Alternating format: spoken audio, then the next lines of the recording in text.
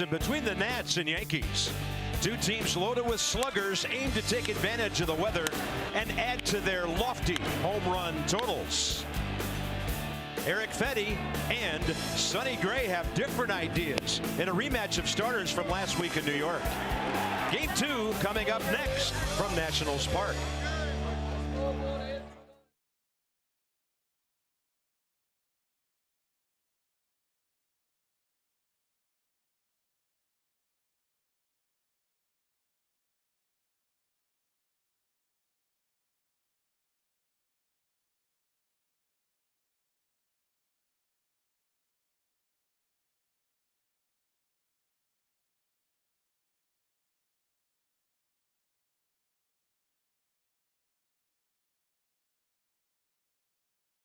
Hello, Chipper. I'm sweating. How's the Masson bowling team look?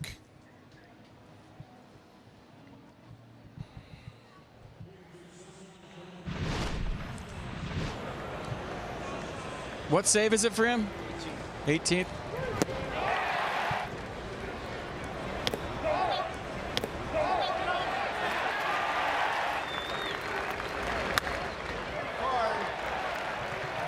Call out the doctor.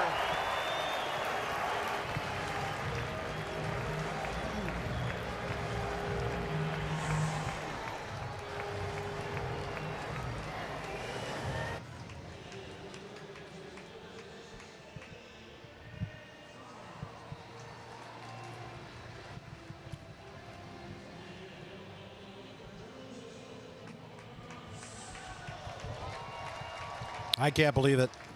Joey,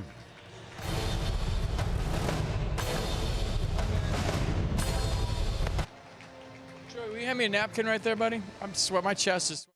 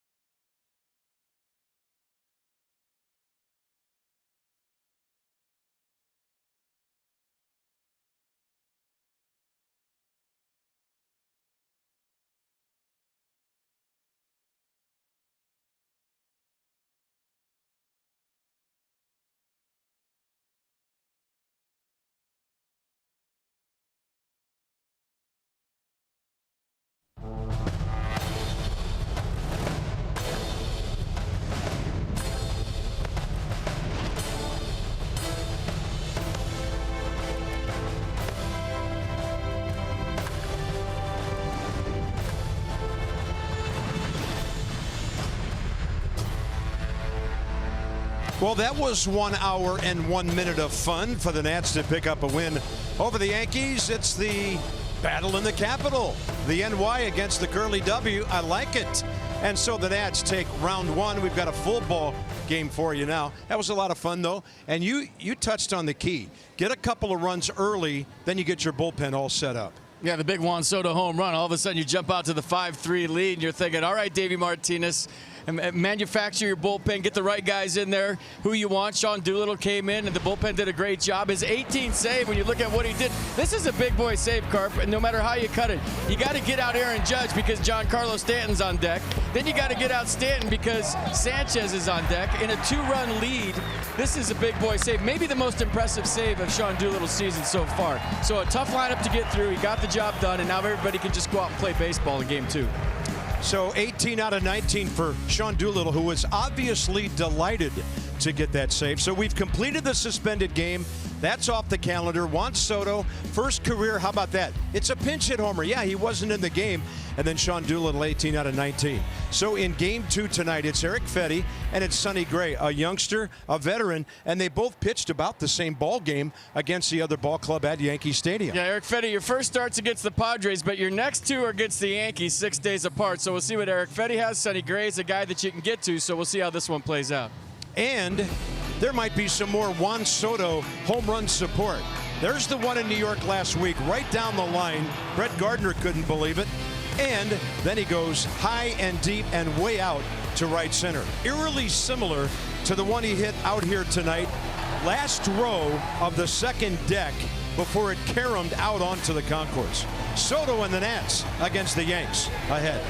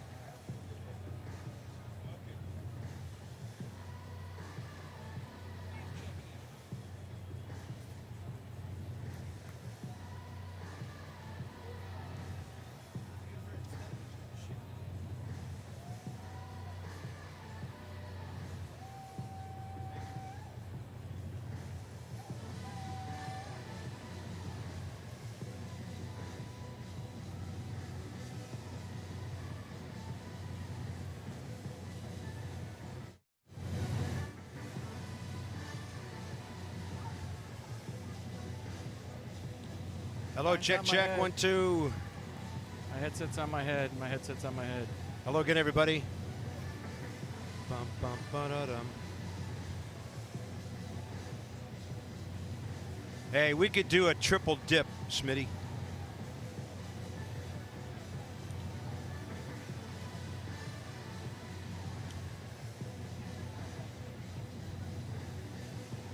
It's Greg Bird.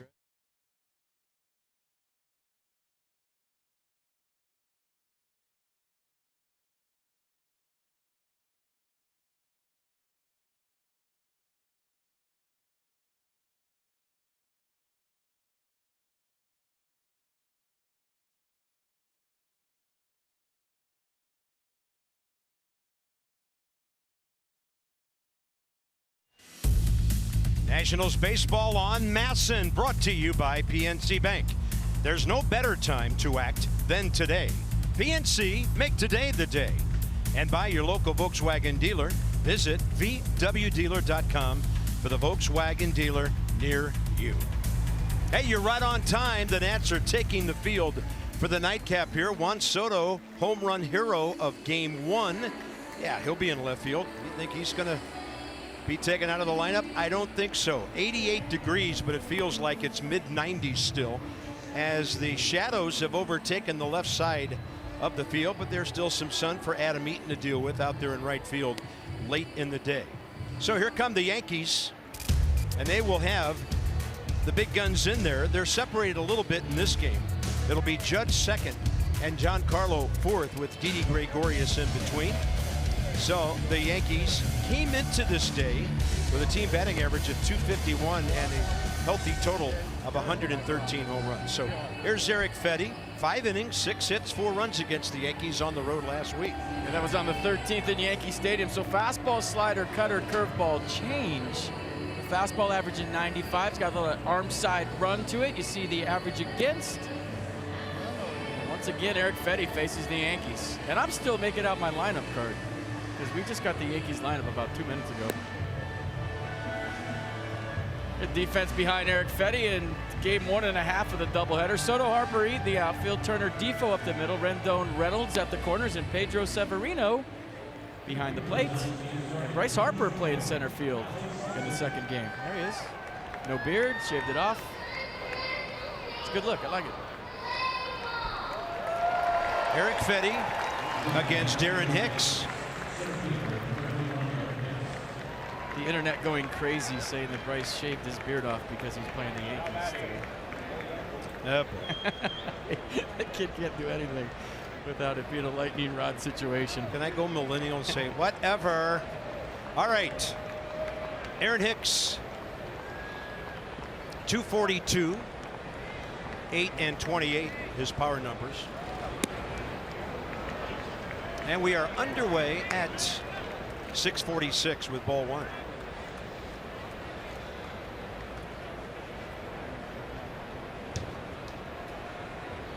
Shift on, Rendon alone on the left side, and there's a ball driven to Anthony's right, and down the line it's fair by a couple of feet. And a good job by their leadoff guy of taking the ball the other way. And for Aaron Hicks, leadoff double, and Aaron Judge is next. Yeah, Hicks is hitting .322 on the road this year, 28 for 87. Coming into this one, or at least the first game. So he leads off game 2 at the double down the left field line. Nice swing.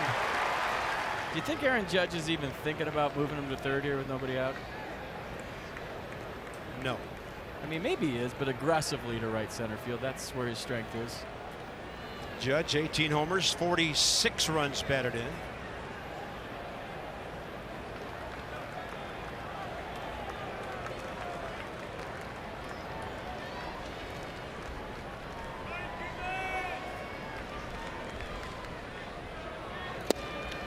And the Fetty fastball is inside.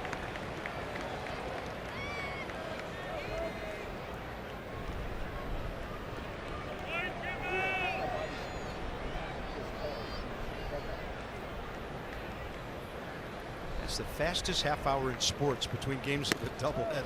Okay. 1 ball and 1 strike. I'm sure it is for the players and the umpires. Gabe Morales has the plate. So the game 1 umpire behind the plate, Ben May, with 3.5 innings, does indeed get the evening off. It's a good day, huh? Yeah, it's great work if you can get it. 3 innings hit the town. 1-1. And that's over the outer half.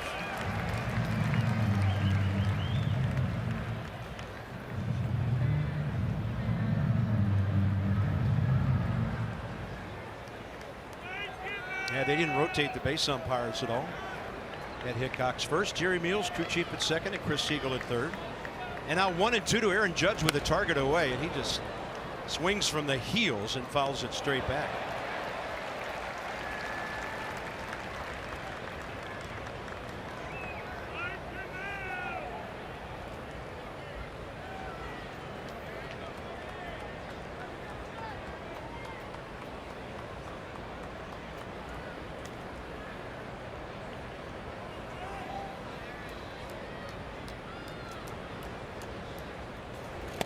Fetty inside with the heater.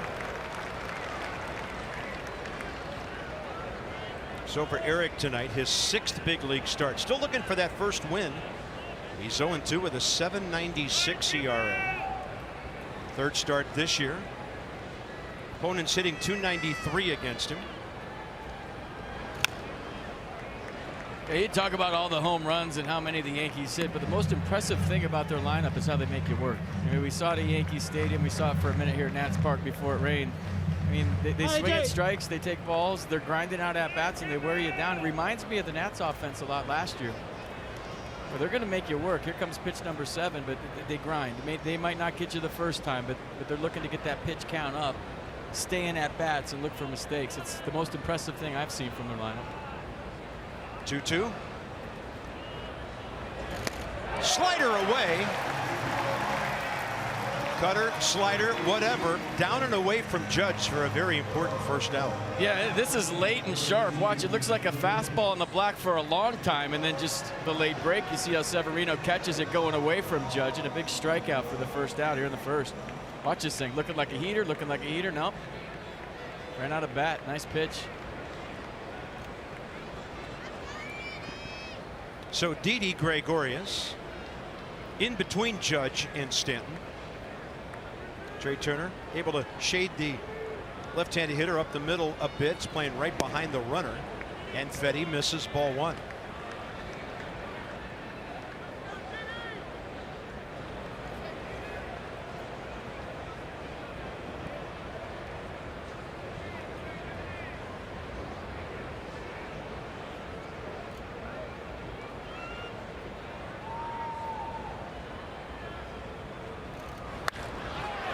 Shot. Defoe. Out. Double play 4-6. Yankees will have a look at this one.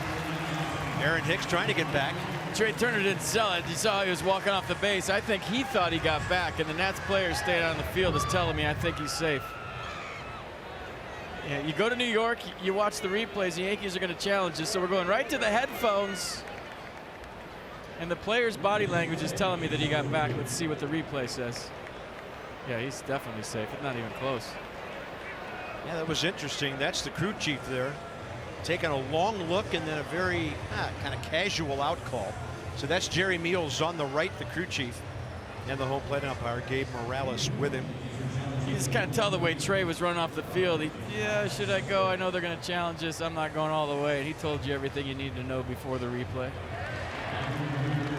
So a line out to second for out number 2. Here it is, Jerry Meals. It's not an easy call. And from where he was standing, watch. Did he get blocked off by Trey Turner? There's a line drive. He's getting out of the way of the ball, and he had to turn around and see the hand hitting the base all in one motion. I mean, that went fast. And to Jerry Meals' credit, he had to spin a 360 or at least a 180.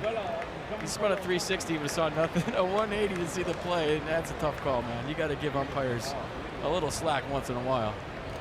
Here's John Carlo. That's why we started replay.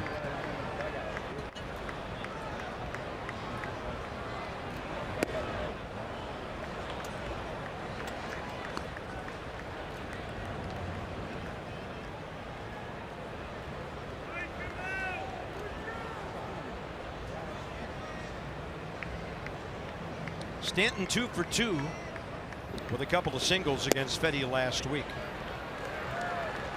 2-0. Look at where Stanton's looking. Watch the hitter, not the pitch. Watch his hips and his front shoulder go out. He's telling you, I'm looking in and I'm trying to turn and burn here, the slider away, but everything leaked. That's what you call a leak with the hips and the shoulder before, even though he took it. Trey Turner to his left, and he can't get it. He also was trying to knock it down to keep it on the infield and couldn't do that. And the Yankees have a lead on Stanton's 38th RBI. I took a weird route to this ball from where we're sitting, and it looked like a routine grounder. Inning's over, right? Nice slider, just a chopper in front of the plate. And Trey Turner couldn't see from that view, but he went flat to this baseball, kind of in and straight toward the bag, and then by the time he realized it was hit harder. Watch his route.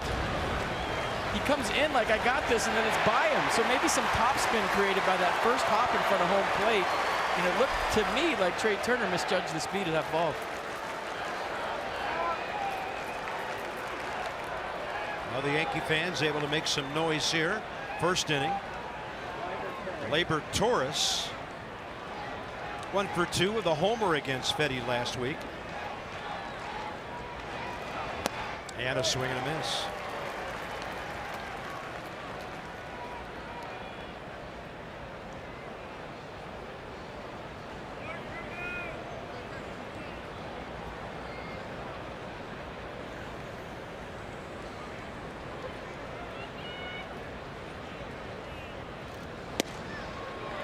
That's on the inside edge. Tough pitch.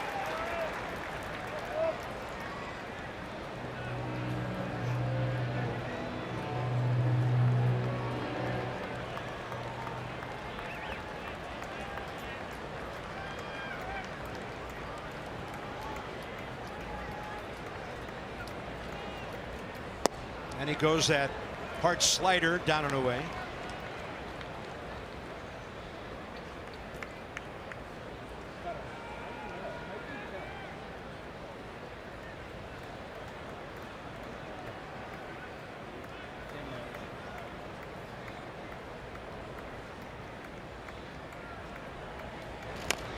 And a chopper foul.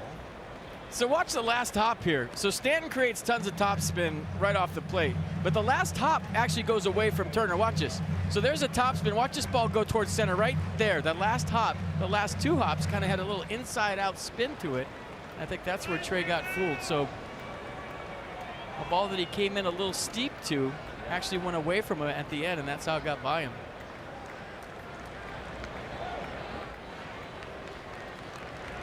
Play that ideally, without that weird hop, you'd love your infielders to at least keep it in front and keep the runner at third.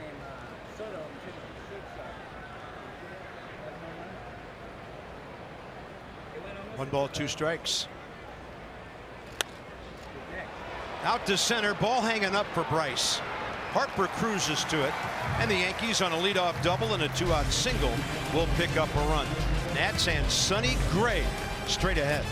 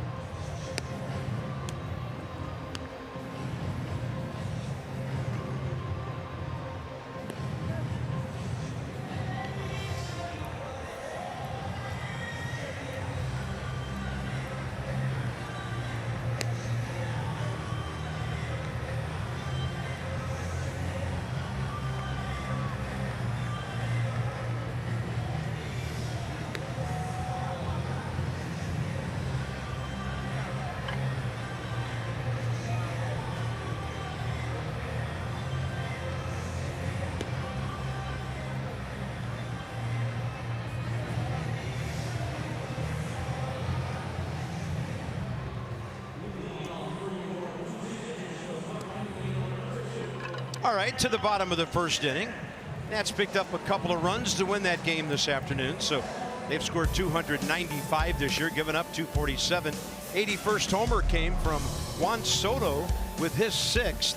And all he's done is bat 600 against the Yankees, and every hit has gone the distance. Good for 6 RBIs.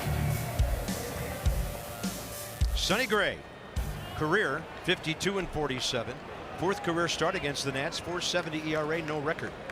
Had no decision in Wednesday's start against the Nats. 5-4 Yankees lost in that one. Went 5 innings, gave up 4 runs on 7 hits, struck out 1 and walked 2, and gave up the Soto big fly to left, the helium home run, as we were calling it. So 2-seam, 4-seam fastball, curveball, slider, change, cutter, rosin bag for Sonny Gray. Adam Eaton 4 for 11 career against him.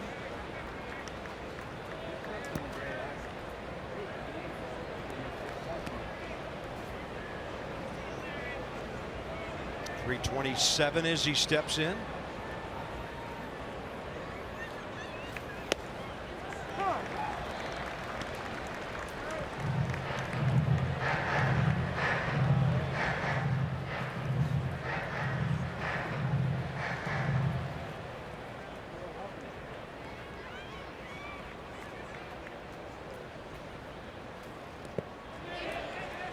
Did not check his swing. He'll be tagged out, and that's the first out of the game for the Nats. We'll check it out from the side. What do you think? Yeah, it looked like he went from that angle.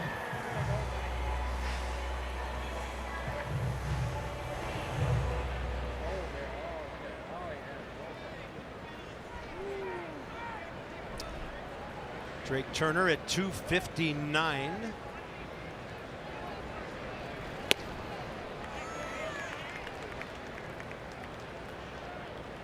That's the one you want off of Gray. Opponent's hitting .313 against Sonny's fastball this year.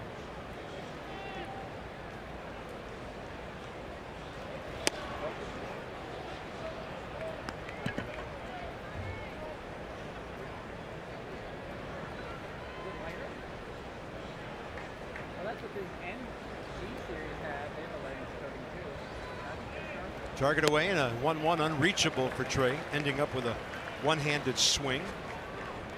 Yeah, on the other hand, they're hitting 180 against the slider you just saw. Bryce Harper waiting.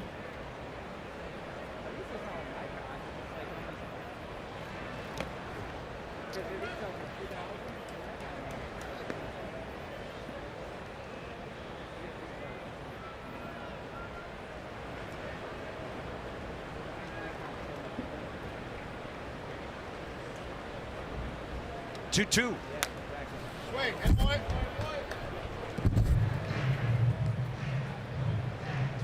Well, we are usually doing our on-camera welcoming you to Nationals Park.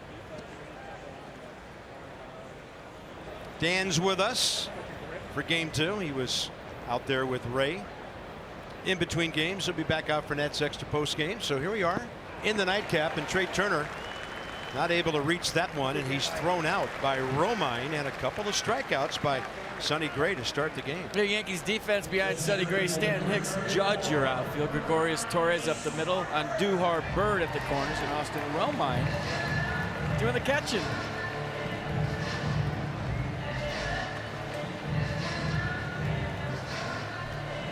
Rice 0 for 4 with a walk, career against Gray.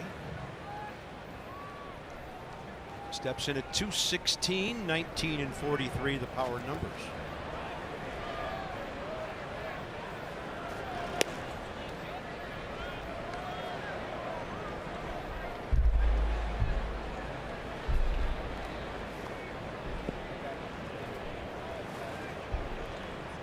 Center fielder Hicks a little bit the other way, and Bryce can't get to the off speed. 1-1. Yeah, I've seen every one of Bryce Harper's at-bats since he was 19 years old, and I've never seen him swing and miss this much. You know, usually he's a guy that finds the barrel more often than not. That one's right at the third baseman, and Andujar playing off the line. And the Nats go in order. Mid-first inning for Sonny Gray. He has a 1-run lead early in the nightcap.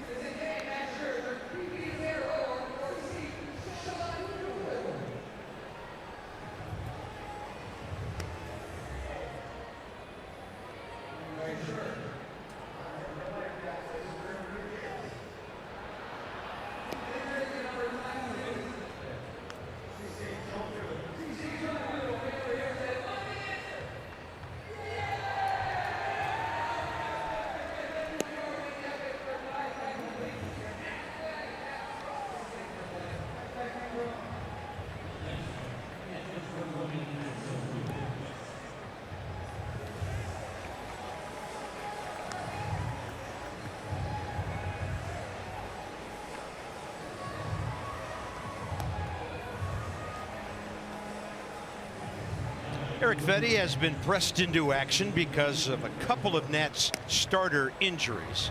19 pitches, 12 strikes first inning. So PNC make today the day. So the last 14 ball games, it hasn't gone well. Injuries to Hellickson and then Strasburg. Before that, over a month-long period, the starters were incomparable. The record, the ERA, the opponents, strikeouts, unbelievable. Well, if you average all that out, it's still pretty good. Yeah, so better than 2 strikeouts for the staff for every walk. And there's a lot of guys on the right side on that ground ball. Greg Bird. 1 out.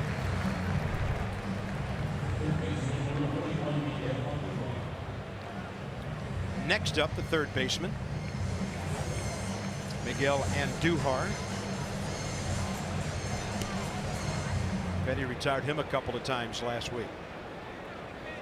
So the Yankees take the train back to New York tonight, and they have the Mariners coming into town. That's going to be a good series. Yeah, Seattle's sitting up there with a day off right now after they came in from the West Coast.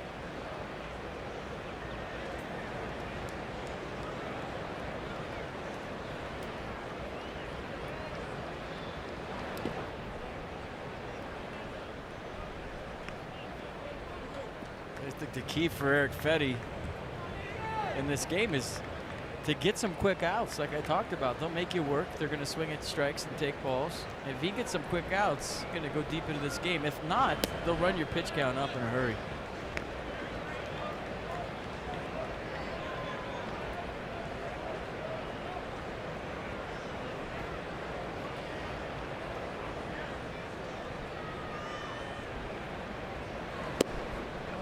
Close. Severino holding it. Count to 3-1.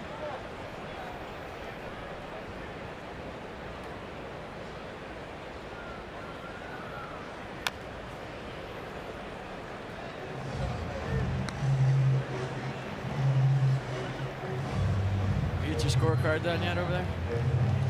Still working. It's a first being on the air, doing our scorecard. Oh, it's not a first. This happened a lot of times to me.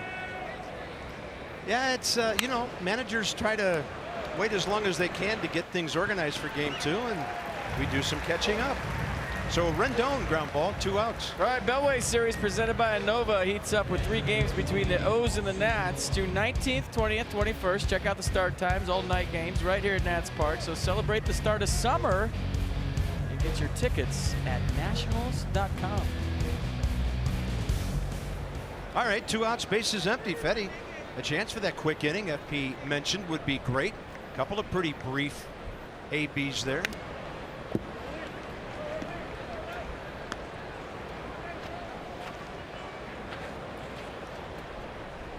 Yeah, there was a time when a lot of Sunday afternoons brought traditional back-to-back game doubleheaders.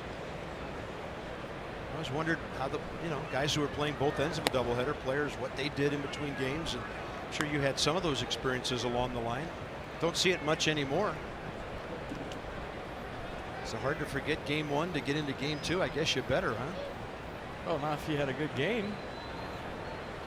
The only way I'm forgetting game one is if I had a bad game. Nats won, Soto hit a home run. I'm remembering game one for game two if I'm the Nats.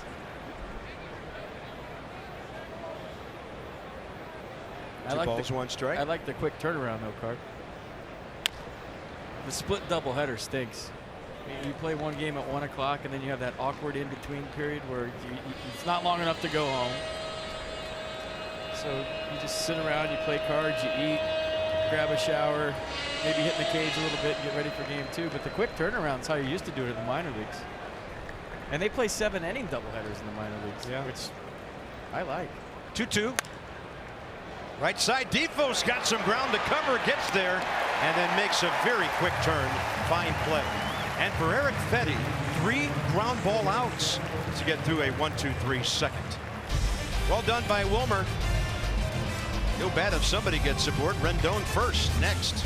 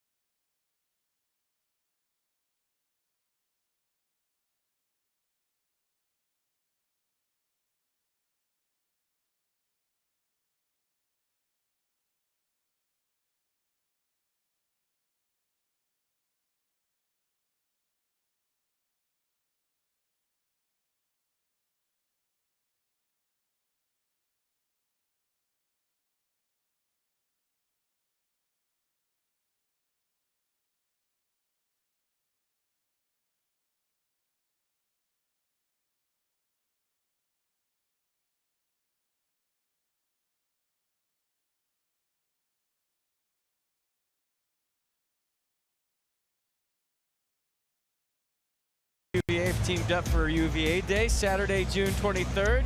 You get that ticket and you get that hat. That's a good looking hat, right? Go to Nationals.com, June 23rd, 4:05 versus the Phillies.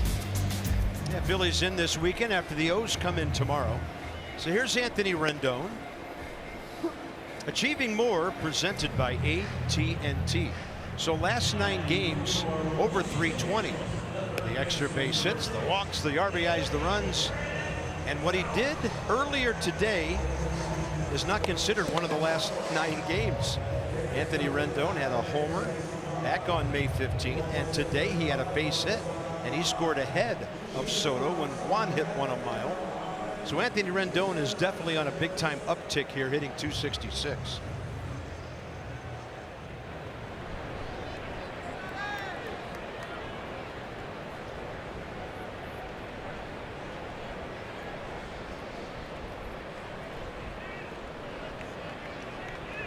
One for 7 career with an RBI against Sonny Gray.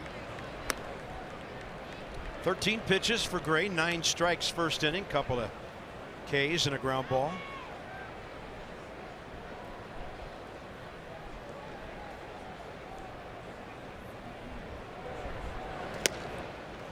On the edge, evens things up.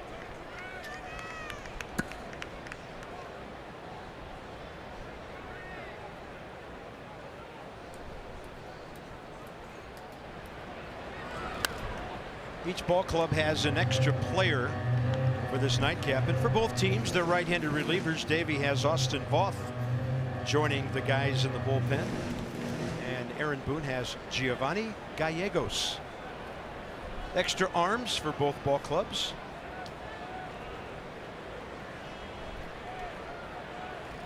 Rendon pulls it for a base hit. Breaking ball moving away. He got out around it.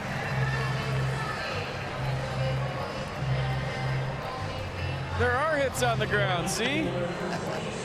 Little 12-6 curveball from Sonny Gray. Anthony Rendon barrels it up with that squinted eye Clint Eastwood look he always has when he gets a base hit. So there goes the no-hitter.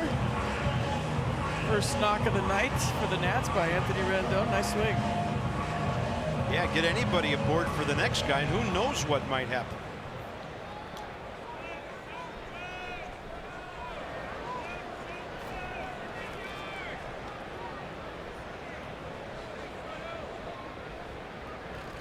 Soto takes one inside edge.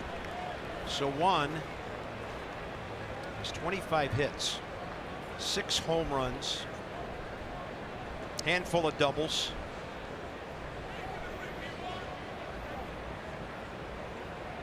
Blue Jays probably pitched him better than anybody in baseball this past weekend. He still managed to get a couple of hits. That one looks like it hit on the plate, and he beats it out. So add an infield chopper off the dish to his list of hits any way you can get him. 2 on, nobody out. Yeah, smelling a knock all the way, right?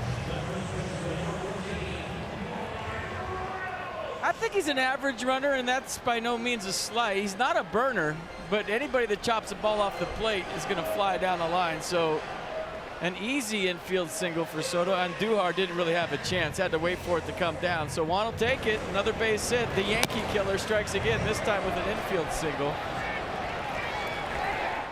And if you missed the home run in the first game, you missed the bomb. Gosh, he hit that ball. He's become enemy number 1 in the Bronx right now. Unbelievable. I'm sure they dislike anybody from the Red Sox more than him, but unbelievable damage. And there's the wildest of pitches. That was a big time clank off the backstop, and the runners to second and third.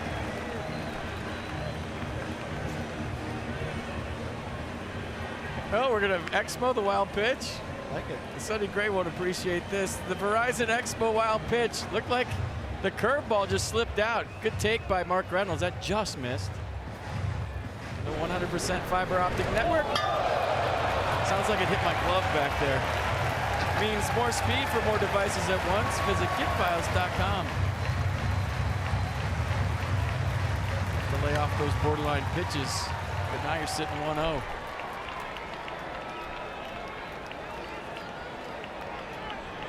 Big spot for Mark Reynolds here.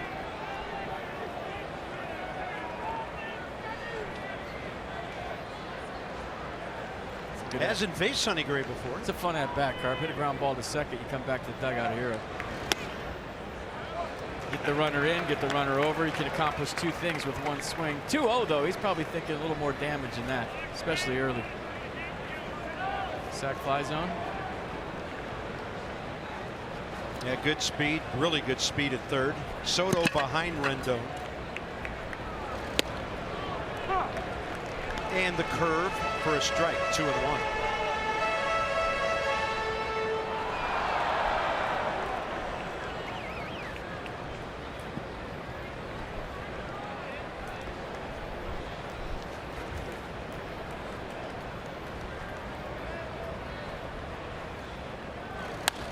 Up the middle, through the pitcher, and everybody could be safe. Reynolds is called out by Ed Hickox, trying to leg it out. Rendon home, tie game, Soto to third. So Mark Reynolds gets an RBI from that. That's a productive at bat. I thought he was going to beat it out. A good read by Soto, past Sonny Gray. So Rendon scores, Soto to third. And then I thought Reynolds was going to beat that, but stayed with it nicely, right?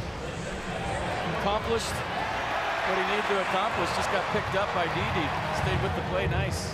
Weird way to get a 4-6-3 for 1 out. So a big run at third now for Wilmer Difo.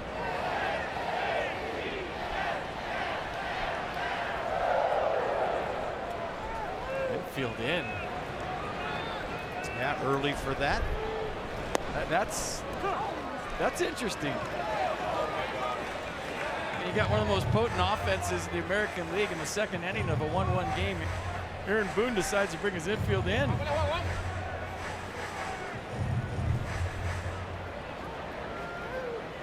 Yeah, Torres, Gleyber Torres, the second baseman, has a foot on the grass. Now both of them. Defoe, swing and a miss. And the 94 fastball gets him 0-2. I'm thinking probably Wilmer Defoe, he's a ground ball kind of hitter. I'm not just going to give up a run, make him hit a fly ball to beat me here for the sac fly. But this is what you see with, Max Scherzer on the mound as an opposition. And Wilmer IDs that one heading for the dirt. Or if you're facing a Roger Clemens or a Pedro Martinez, you'll see something like this early in the game. But very interesting move by the Yankee skipper. All year long, Wilmer's been much better here than on the road, and very good at home for the most part.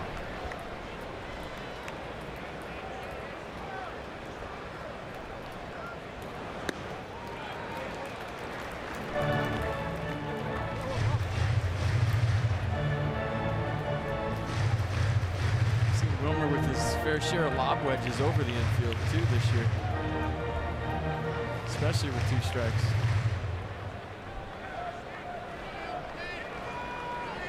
Two in this case. Right side, here comes the runner. They've got him hung up. 4-2-5 on the rundown, and Defoe does make it to scoring position at second. They did a nice job of staying in it for Wilmer to get to second.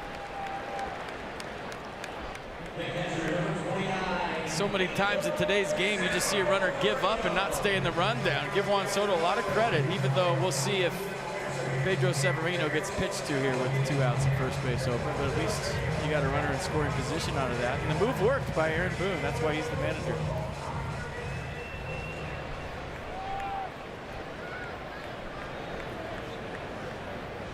For now, they're pitching to the Nats catcher.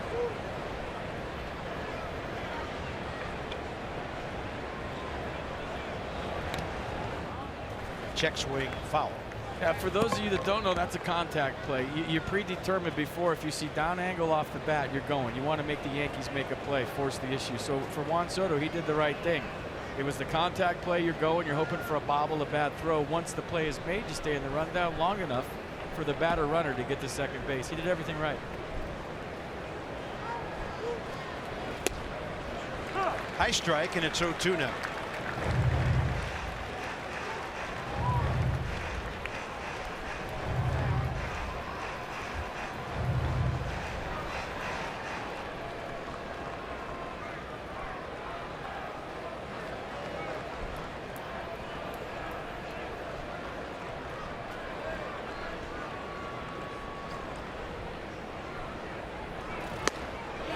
Did he stop? Ed Hickok says he did.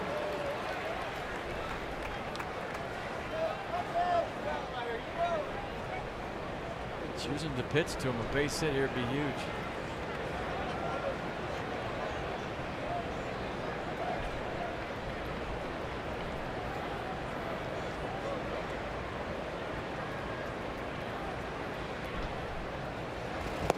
Swing and a miss on a breaking ball, diving down and away. So back-to-back hits, Rendon and Soto with a grounder. Nats are back even.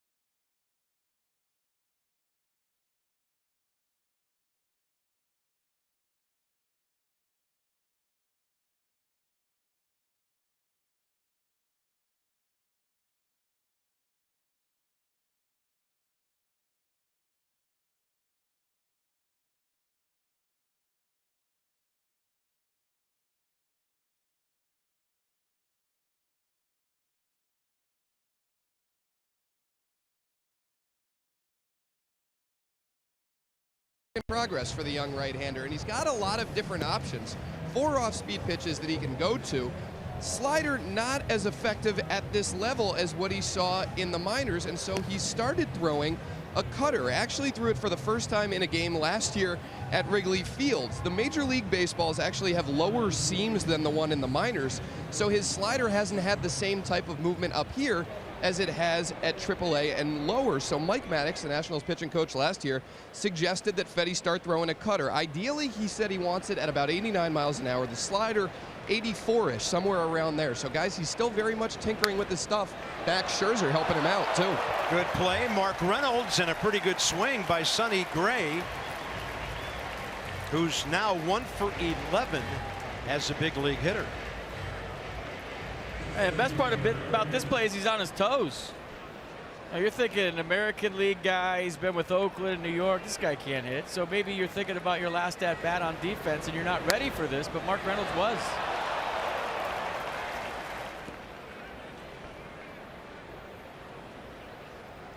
Interesting point by Dan on that report that the seams are different in the minor leagues. Why wouldn't they make them all uniform, especially at the AAA level? Yeah. We like home runs at AAA. Like the ball to go far. I feel like they'd be using the exact same baseballs they use at the major league level.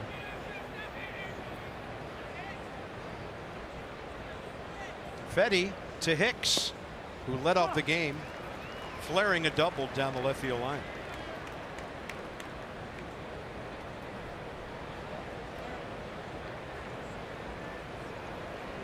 Anthony Rendon had no chance of that ball hit over his head and to his right. Only man over there. And Hicks swinging from the heels on that one. 1 ball, 2 strikes.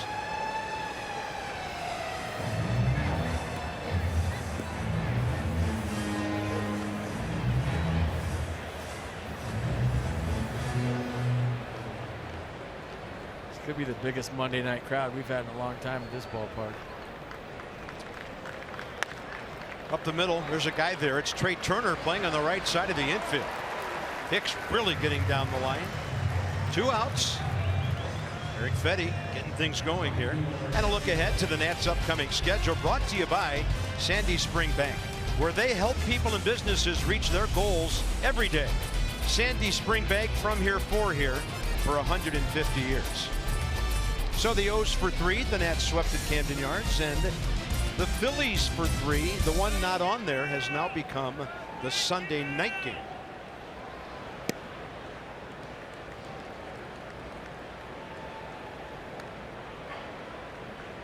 Nationals not officially listing pitchers for the Baltimore series. That must be really comfortable on a 90-degree evening when it's 100 heat index just about. I think that's straight from the Supreme Court. It's one of the justices.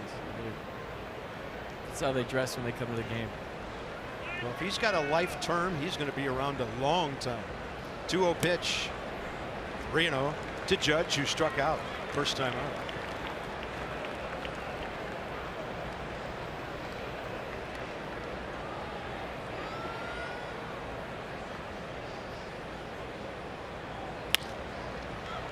Rio pitch fouled by Aaron Judge. Supreme Court's what, 0.8 miles from here? Just on the east side of the Capitol. Yeah. Right next to the Library of Congress.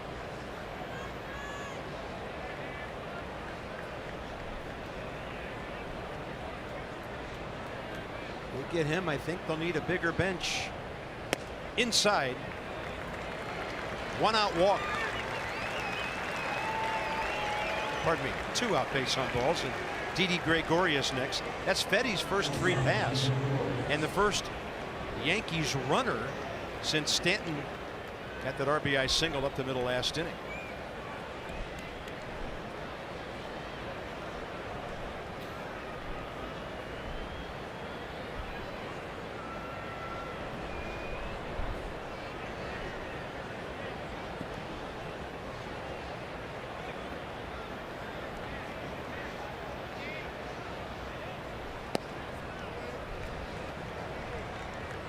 This is where you want the inning to end, of course, right here. Giancarlo lead off next inning. Our biggest play of the first game was the line drive that Didi hit the left center. Juan Soto came cruising in, caught it, doubled off Sanchez at second. Big turning point in that game. Yeah, it looked like an extra base hit off the bat. Good job by Soto. 2-0.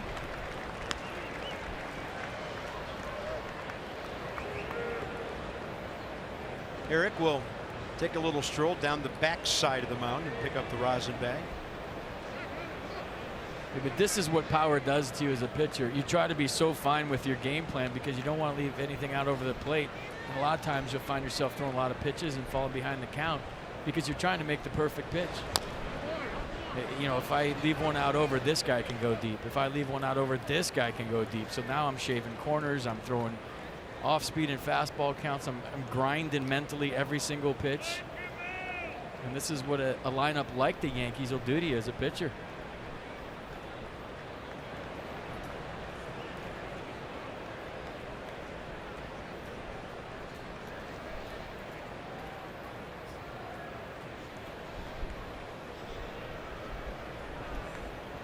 You know, how many times last year, Carp, when Murph was clicking and Rendon was clicking and Bryce was locked in, did you see 2-0 counts and 3-1 counts and pitchers looking over their shoulder at who's on deck? Because you're not only thinking about the guy in the box, you're thinking about who's on deck, who's in the hole. That's what a long lineup that can beat you with the long ball do to you. 2-1. Looked like a pretty good jump. And despite a strong throw, Severino had no chance. And Aaron Judge steals his 4th bag of the year in 6 attempts. Yeah, great jump. No chance for Severino. That was stolen off Fetty all the way. And don't forget about Zimmerman last year, who with, you know, the 36 and all the RBIs. When you have a lineup that is deep and can hurt you, you'll run a pitch count up.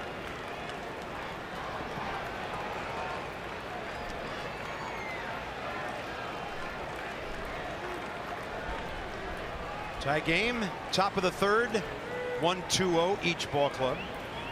Yankees and Nats have each stranded 1 runner. Fetty misses way outside, 3-2, and now 1 pitch away from having to face Giancarlo or getting out of the inning.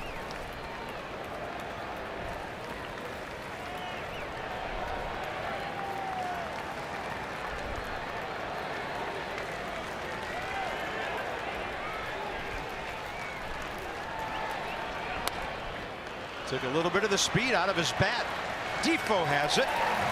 And you'll face Giancarlo next time the way you like it. Fetty, Eaton, Turner, straight ahead.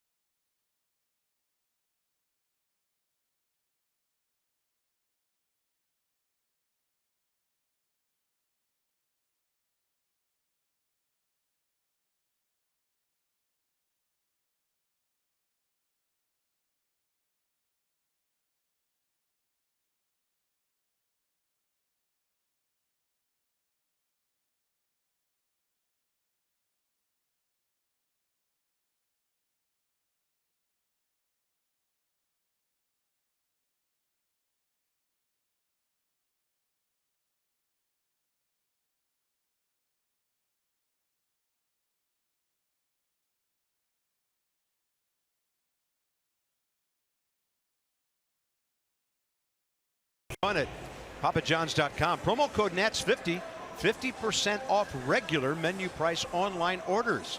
better ingredients, better pizza, Papa John's. And again, that is on the website at papajohns.com.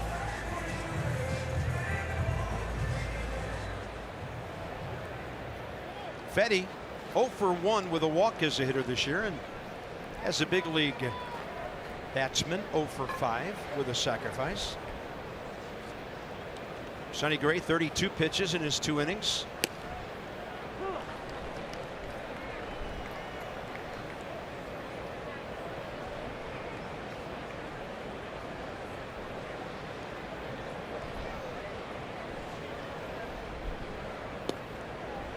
Outer edge 0-2. Braves are not playing on this Monday. They'll be in Toronto tomorrow.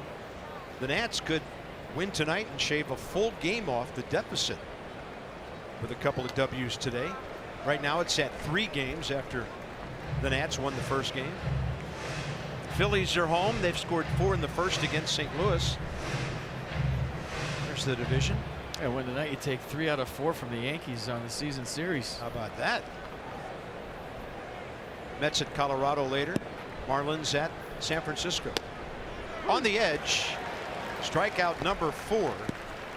So the first time through, the Nats go 2 for 9 against Sonny Gray. Wait a minute, where'd the broadcasters go? Join Nats players now in supporting their favorite charities with the inaugural Nats Charity Bracket Challenge. Proceeds benefit great causes such as the Zims Foundation, Leukemia and Lymphoma Society, Nats Dream Foundation.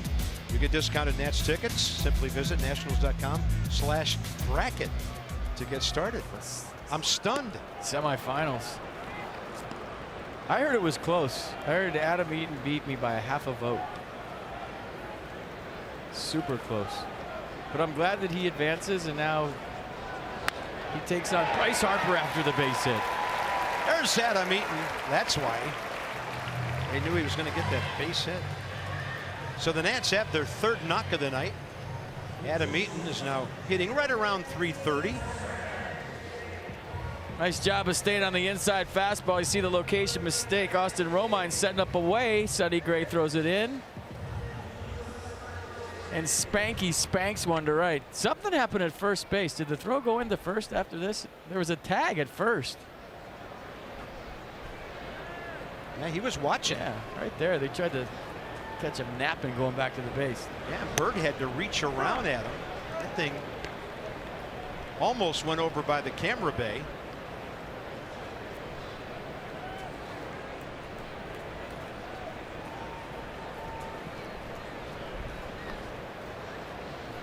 Trey, a swinging strikeout and a pitch down and away first time.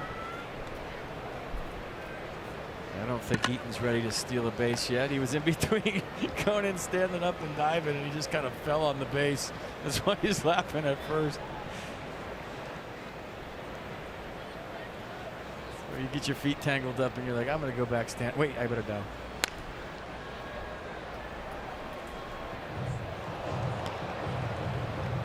Adam Eaton has 57 career stolen bases.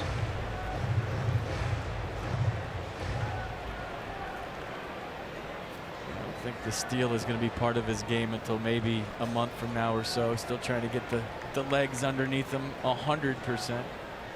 Never know, though. He's got a pretty big lead all of a sudden, now that I say it. 0-2 with 1 out. And Trey Turner reaching, pops it right field line. Long way for Judge. He will be sliding on his knees when he gets to that foul ball. Fine play, 2 outs. I mean, his strides alone, you're thinking he's got a chance just because of the long stride. Then he went to his knees into a dive and made a heck of a play. Great hustle by the Yankees right fielder. Watch, if his knees hit before the ball hits his glove, he's not catching that. He showed that last angle again because it would rock his head and his glove. But the fact that he caught it before his knees hit kept his head still and the ball went in his glove. Watch, right before his knees hit, the ball makes contact with his glove. Tremendous effort. This one right here, watch. If his knees hit first, he doesn't catch it. But he catches it right before he hits the ground. Nice play. Nats need some 2-out damage from Bryce Harper.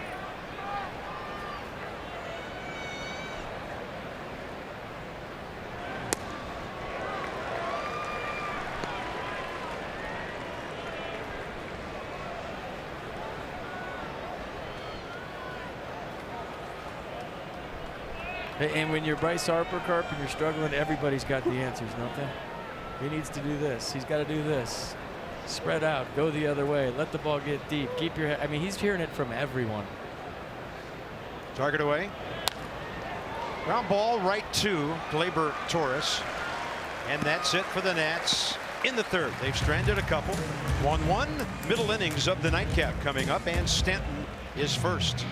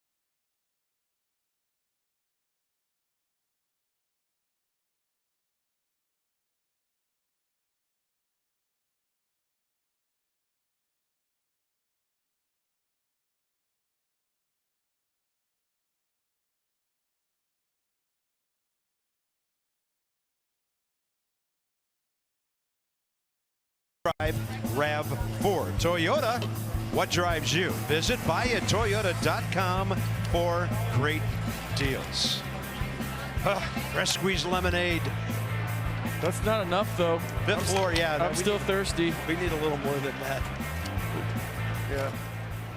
Level 5, please. So here we go, top of the fourth. Eric Fedde, 16 pitches or thereabouts per inning. 47 pitches, 27 strikes. Stanton, RBI single, up the middle, first time up. And Wilmer Depot strolls over to a position just left of second base. Strike one.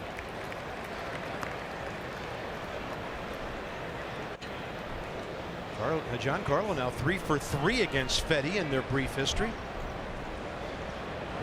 So is he going to be in the home run derby?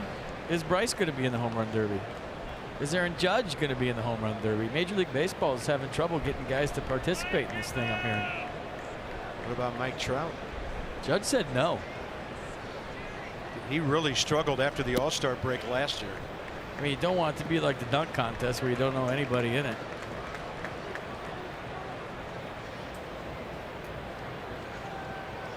Yeah, hit it here. If somebody hits that,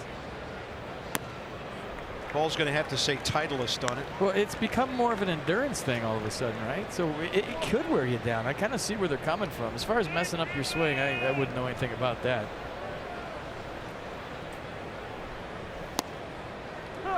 Good fastball by Fedde to the outer half.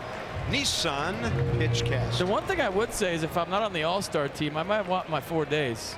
And I wouldn't want to come to just a home run derby when I could be sitting on the beach for 4 days, just saying. He's going to beat the shift. Wilmer got to it, but not much he could do with it. That ball had a lot of velocity.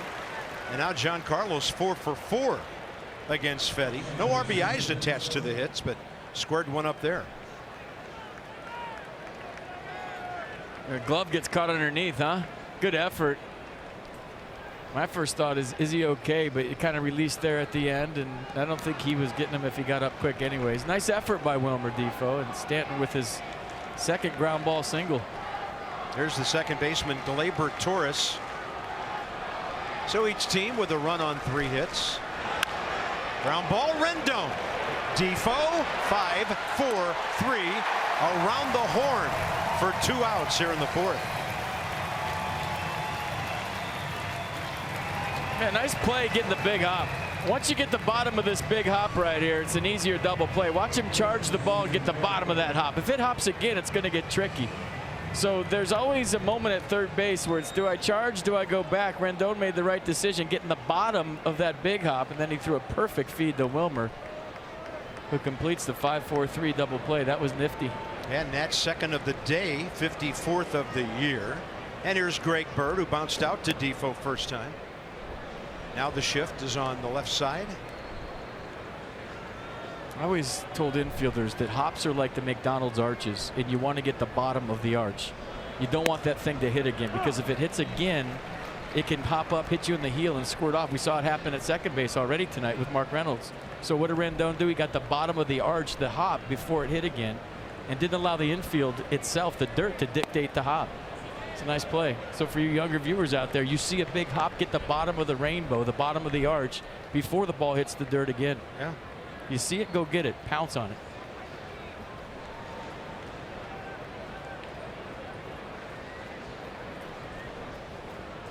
I'm so hungry right now. 2-1. And the count's even. Really, I like the analogy, though. I mean, you see the hops, and as an infielder, you get to the side of the ball so you can see those hops. If it's straight in front of you, you really can't read them. That's why you see a guy get to one side real quick, read the hop, and then go get it.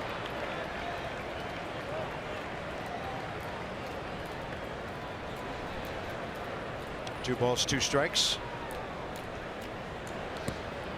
Fetty changing speed, some eye levels here. Threw the 2-2 curveball in the dirt.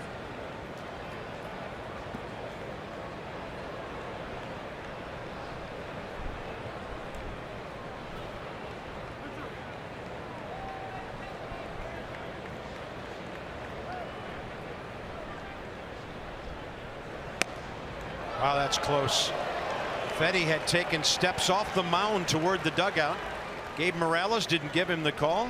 I've always thought Gabe Morales was one of the better ball strike umpires in the big leagues. He doesn't miss too much. Nailed that one, didn't he? One of the younger umpires. He really bears down when he's behind the plate.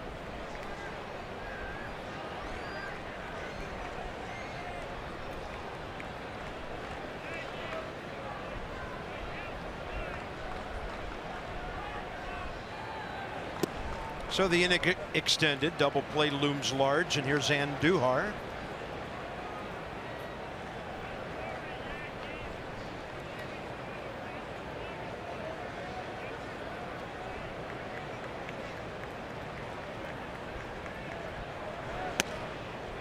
Gabe Morales as a full-time big league umpire, only his second year.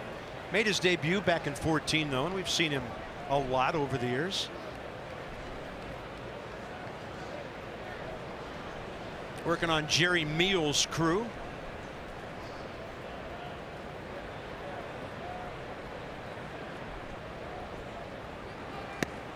And that's a strike on the inner edge. Nobody ever gives those guys credit.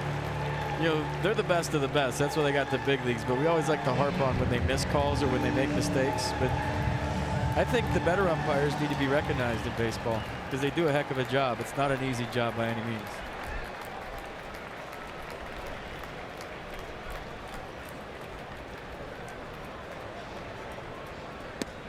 Oh, he's going to paint the inside with the fastball near where the front door breaking ball got a strike. So it's Rendon, then Soto and Reynolds. And experience the power and toughness of Ram at your local dealer. Or log on to ramtrucks.com. Like Anthony, you can get to work.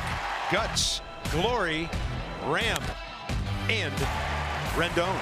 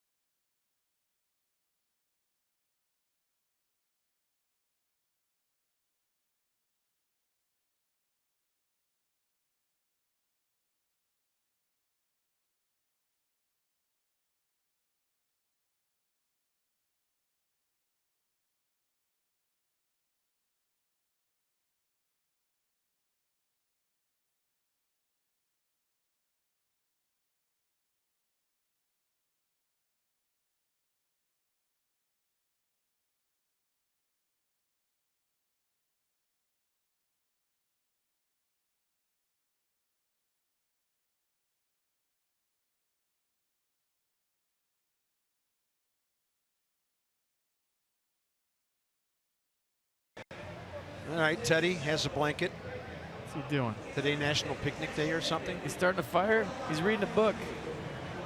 Abe's not going to put up with that. He's off to the races. So he'll win his 12th race of the year. He's in first. 15 minutes could save you 15% or more on car insurance. Visit geico.com. See how much you could save. Huge crowd. All the tickets were sold for this one. And not many decided not to come back after their game was washed out on that Wednesday when the Yankees were first in town a month and 2 days ago. Rendon base hit to left first time. Scored on the Mark Reynolds ground ball.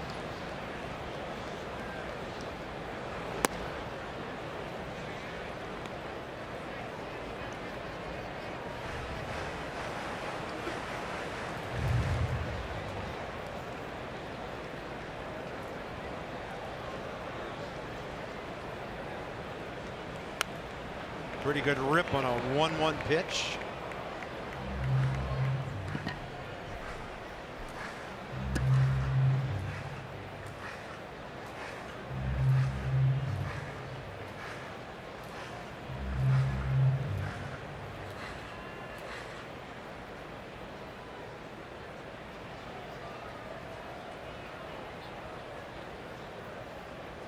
One and two.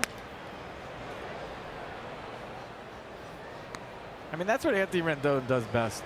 Well, not best, but that's how he stays in the fight. He's got such quick hands. They're right in the strike zone. Watch him spoil this pitch. It's on the black, and he just flicks the wrist and buys himself another chance. Most hitters can't do that. Not with 95.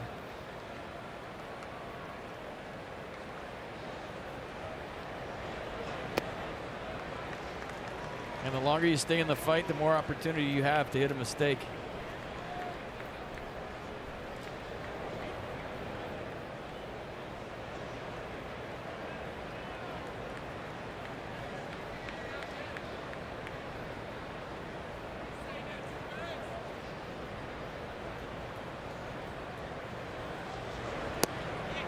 Wow. Close pitch. Good take. 3-2. He's so little movement with his head. Watch how frozen his head is. And then he can see ball and strike like other guys can't. If your head's moving, it's tough to judge, but he keeps it still. His hands are in the zone, and he's got a lightning quick bat. Rendon, a long one to left. Off the very top of the wall. He's going to have to hustle for two, and he's in there. Anthony Rendon within a foot or so of a home run.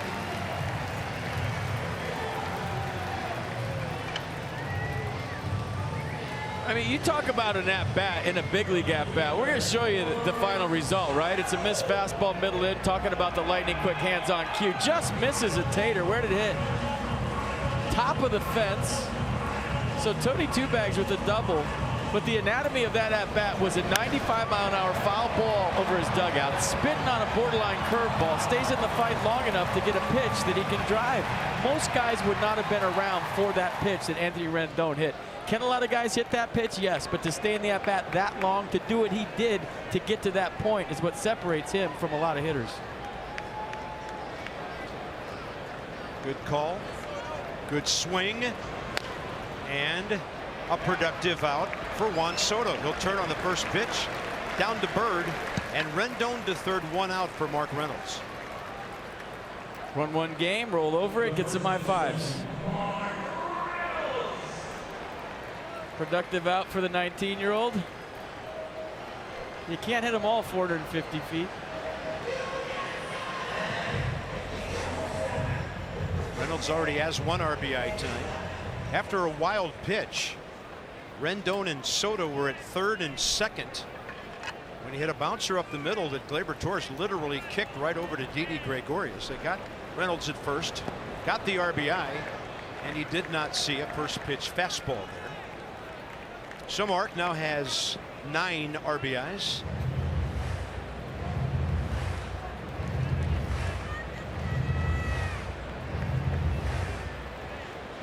Second ball game. He's 18 for 68.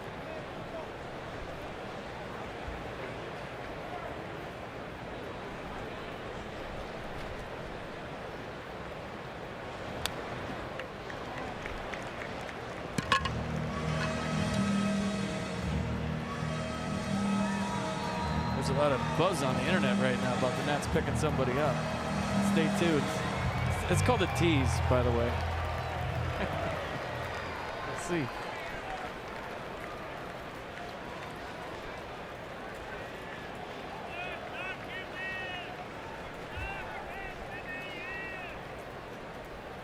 Oh-2. Fastball. Pretty good 0-2 pitch there by Sonny Gray in terms of being close enough to give Reynolds cause to possibly swing. And a great take. 1-2.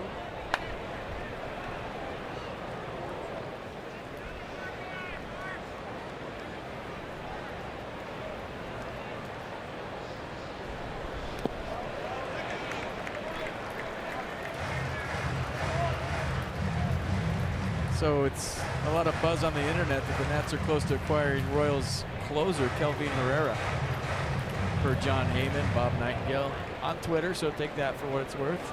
Those are well-respected journalists. Mike Rizzo on the phone.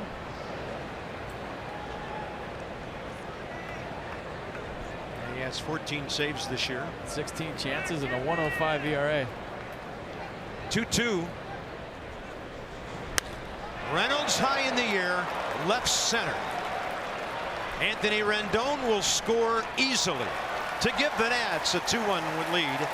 And for Reynolds, his second of the night, RBI number 10.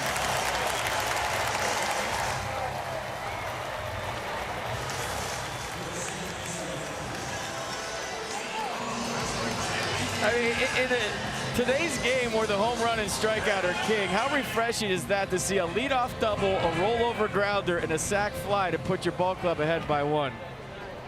I got stars all over my scoreboard. I get excited about that now versus the home run. That's good old-fashioned baseball, folks. I don't want to say manufacturing a run because that term's overused, but that's how you play the game.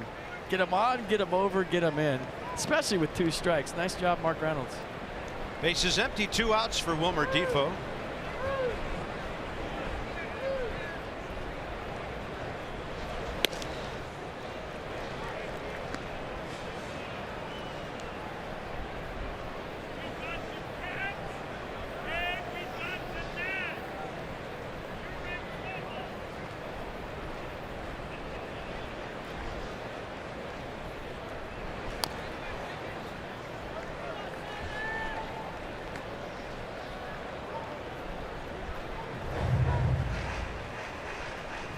About to throw his 60th pitch here.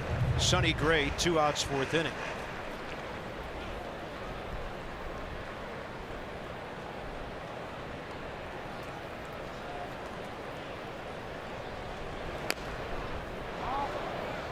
Ouch. Wilmer had one of those late this afternoon.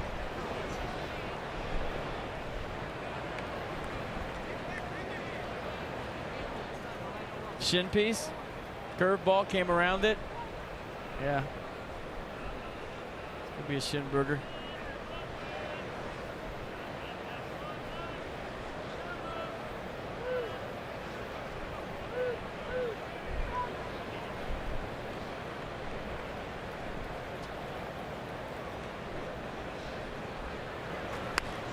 Defoe trying to get over the top of that one and tomahawking it out of play the other way. We've seen foul balls off body parts this year that we've never seen before, and it's all due to the launch angle and trying to get the ball in the air. We've seen hitters foul the ball off the outside of their back thigh, which I feel like is almost impossible, but we've seen it twice.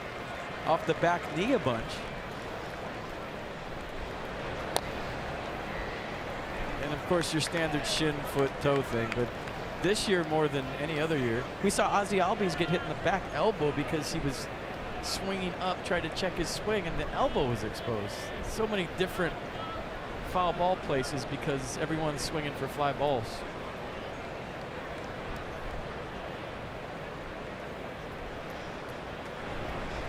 And Defoe unable to reach the off speed up and away.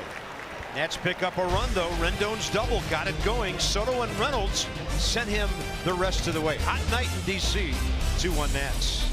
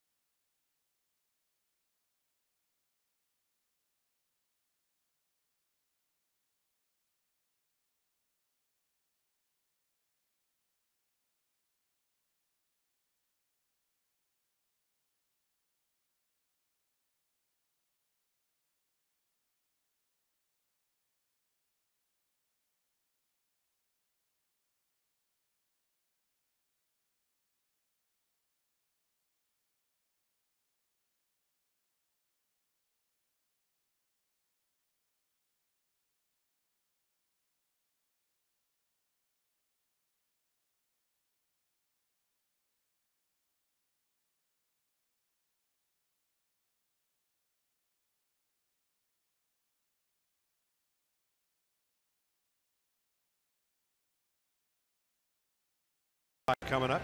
Your favorite Superfan section back this Friday. K Street returns. $39. You get a K card, exclusive K Street t-shirt, and cheer on the Nats from a field level seat as they take on the Phillies. Nationals.com. Check it out. Get your K Street tickets now. That's about where they sit down there near the left field foul pole. The yard is full and it looks fantastic. Now Fetty, 5th inning of work.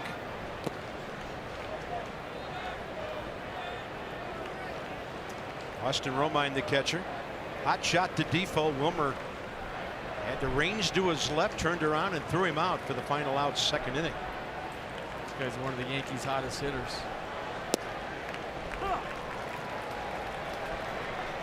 .372 since April 30th. With some damage.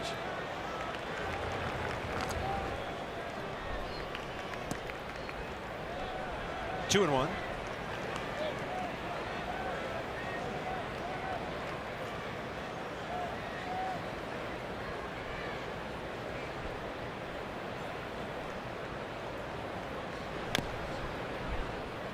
Still got some late break on that fastball, cutting away from the right-handed batters. Calling it a cutter. It's got some dip to it as well.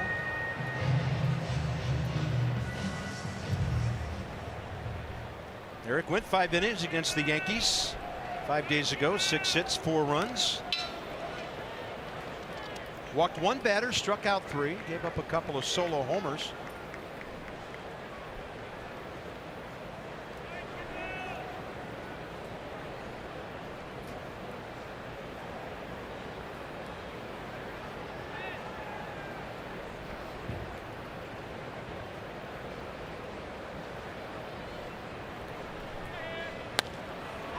Good job of hitting by Romine, taking it the other way. So he's gone oppo twice, robbed of a hit once, and now he's 1 for 2 for the Yankees. 4th hit of the nightcap. Pretty swing right there. 2-strike approach, just put it in play. Little cutter away. Look at him stay on it. Head to the baseball. And using the whole field. Great approach. Second at bat by Sonny Gray.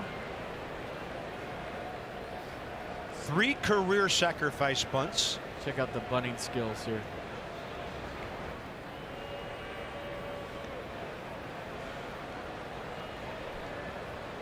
I always thought for American League pitchers that had never really played in the National League, if I was a skipper and we were playing interleague play, I just want you to not get hurt here. Keep your hands away from the baseball. If you get the bunt down, great. If you don't, whatever. I just want you to come back to the dugout healthy and not pinch a finger trying to bunt.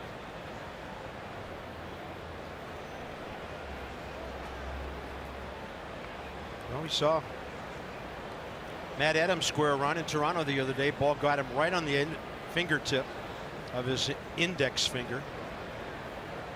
Been wearing a splint for a couple of days. Nothing broken, pretty sore. Takes a stab at that one. I'm glad Severino didn't throw it. First guy to pick that one up would have been Adam Eaton in the right field corner. But he always comes up throwing, looking for outs, as you say, wherever he can find them. There's Matt still nursing that finger.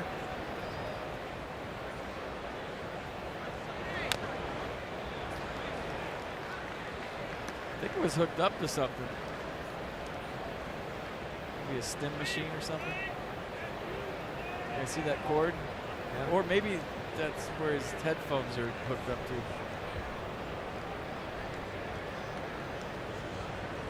Keeping the blood flow in there. His finger's plugged in. Rendon on the grass despite the 0-2 swing. Here's another bunt attempt, and he got it down, bunted it hard. So there's a play at second. And Gray hustling to avoid the double play. Well played by Eric Fetty to Trey Turner. All right, Dan, we're hearing things. What's up? Bob, the Nationals just now announcing that they do officially now have a deal for Royals closer Kelvin Herrera. 3 minor leaguers going back to Kansas City in this deal that gets them a reliever with a 1.05 ERA. And all three of those minor leaguers going to Kansas City, Bob, not among the Nationals' top prospects. None of the names that we're familiar with hearing on a daily basis and that are at the top of their prospect list. So the Nationals get one of the top relief arms available. Wow. To go along with one of the top left-handed closers in baseball in Sean Doolittle. So now suddenly 2 guys on the staff with a combined 32 saves this year. And David Martinez is going to have a very nice problem deciding who does what, although you would think Doolittle would still be the guy, but you just don't get to pick up a closer like that usually this early in a season. Little guy throws cheese. 5'10". Fastball averages 96 miles an hour. It averaged 98 in 2015. He's got some hardware, World Series champ. Knows how to pitch in October. I like it.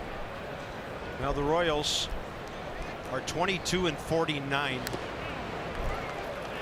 And that one got Pedro Severino. Dayton Moore is doing another makeover of that ball club that went to 2 World Series with young players now. And so this probably fits into their plan. Stocking their farm system for the future.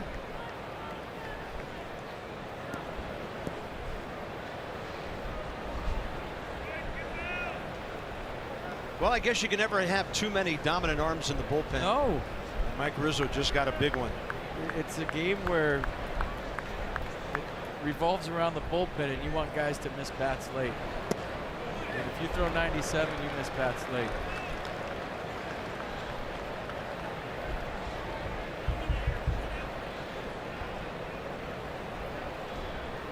Strikeout per 9 this year is 11. So that's missing bats. Large man looming. 3-1 with 1 out. Aaron Hicks, tough to double up. And he's going to hit one a mile to right to put the Yankees on top.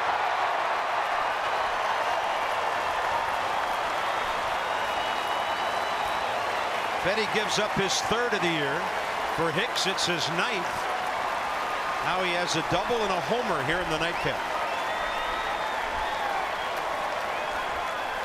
They fall behind to the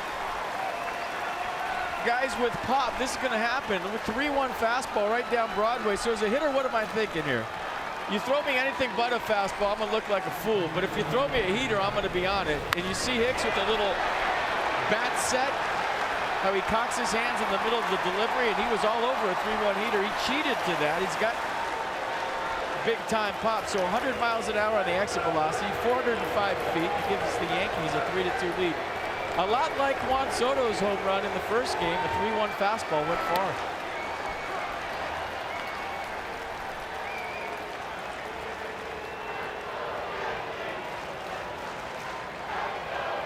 Yankees have hit 114 homers this year.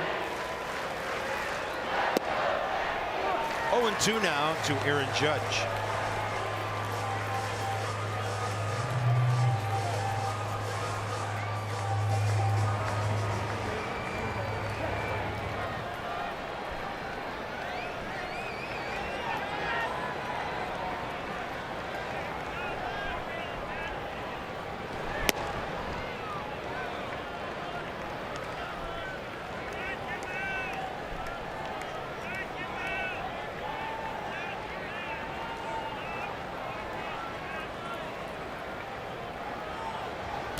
You know, first things first, you got to take care of winning your division if you're the Nationals. That's not a given.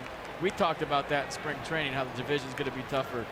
But if Sports Illustrated is right, and this is a preview of the World Series, these games have been awesome. Every single one. The 5-4 game in New York when Juan Soto hit the 2 home runs. The 5-3 suspended game that we just saw about an hour and a half ago with Juan Soto going deep. This game right here, 3. I mean, these 2 teams match up nicely. I don't know what's going to happen. I know the Yankees have the best record in baseball. The Nats are trying to get healthy and catch the Braves. But if this ever did happen, this would be one heck of a World Series. Just saying. Aaron Judge on a 3-2 now, was 0-2. And Fetty throws one that runs and sinks under his bat for the 2nd out of the inning and his 3rd strikeout tonight. Yeah, I don't know what the percentages are. I don't have them on hand, but it seems to me after almost 4 games that Aaron Judge swings at every 3-2 pitch. He walks a lot, but I think in that count, he's anticipating strike for sure. I don't think you need to throw him a 3-2 strike. Something close. Had 2 Ks tonight, 94 on the year. Uncertain swing for a strike by Didi Gregorius.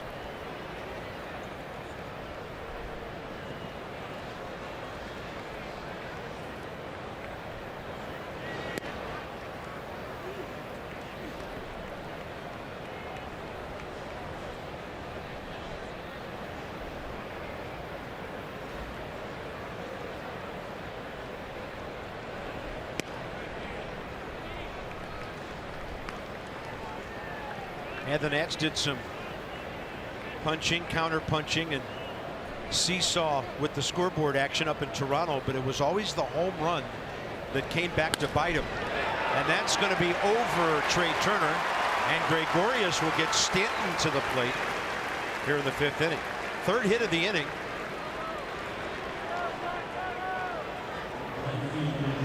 And you would think the Nats bullpen about to get busy. There's an extra arm out there tonight.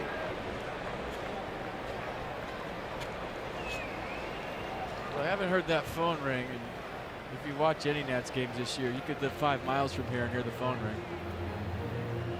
Phone just did ring. The red lights were flashing. And there's no better time to act than today. PNC, make today the day. And there's the extra pitcher, the 26th player, if you will, for the doubleheader tonight. So the Nats, with the addition of Voth, have 5 righties, 4 lefties. And buying some time here with Giancarlo Stanton coming up, who's already 2 for 2 and has an RBI tonight.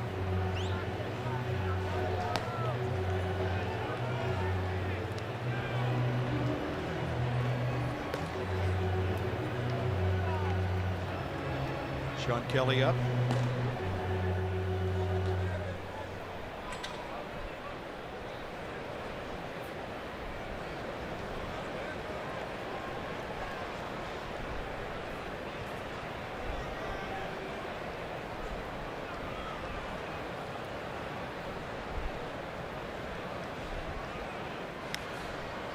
A little lean going there. Whatever that's worth.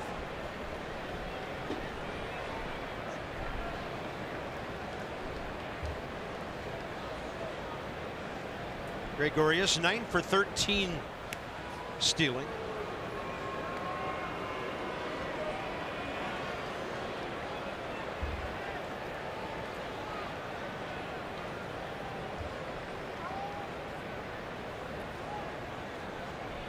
This is one where you might cheat and go. They're not going to throw over 3 times, are they?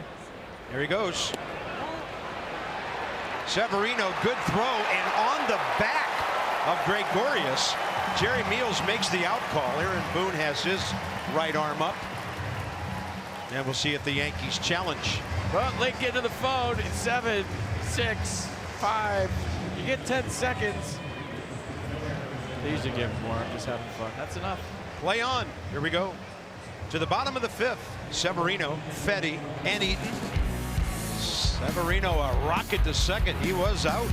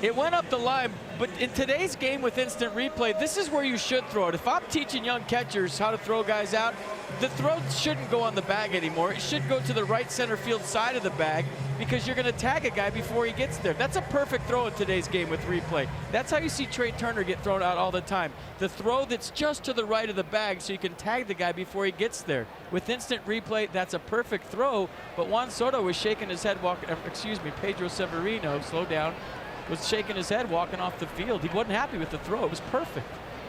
Great look on the Fios by Verizon Exmo. Here we go, bottom 5, Severino. And by the way, that's the 100% fiber optic network, meaning more speed for more devices at once. Visit getfios.com. I've been saying so many good things about Juan Soto. I just think everyone's Juan Soto right now. That does something good.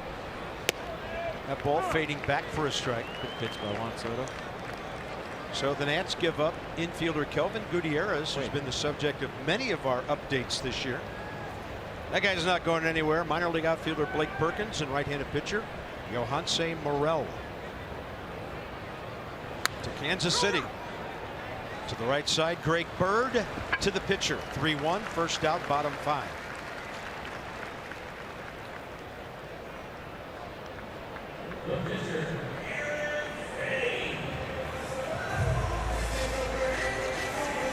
Herrera, career .275 ERA. This year he's barely over a run per game.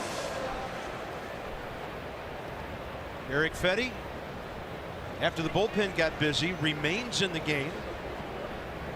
And he's up there for his second at bat. He's at 90 pitches, 51 strikes through 5.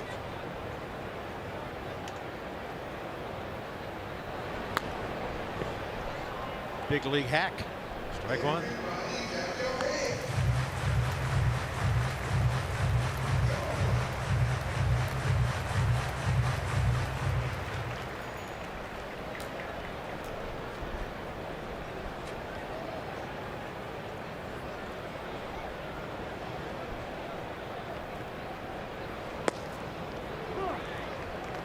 Struck him out looking. First time did Sonny Gray.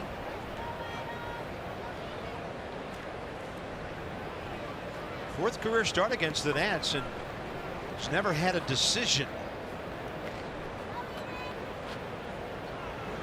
Swing and a miss, 2 down, strikeout number 6. All right, MLB At Bat is your #1 Nats app. Customize your experience to catch every moment this year. Get Nationals home screen icons, features such as MLB.TV Game of the Day, pitch tracking, in-game highlights, live radio broadcast, stats, and news. Download MLB At Bat today. Adam Eaton, base hit to right. Last time up after striking out in the first. And a drive to right. He's 2 for 3.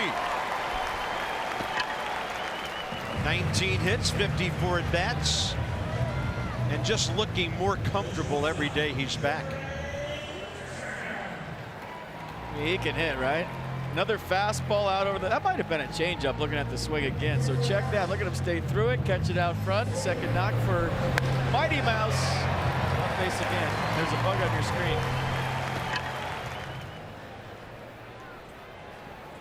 Turner, strikeout, fly ball out.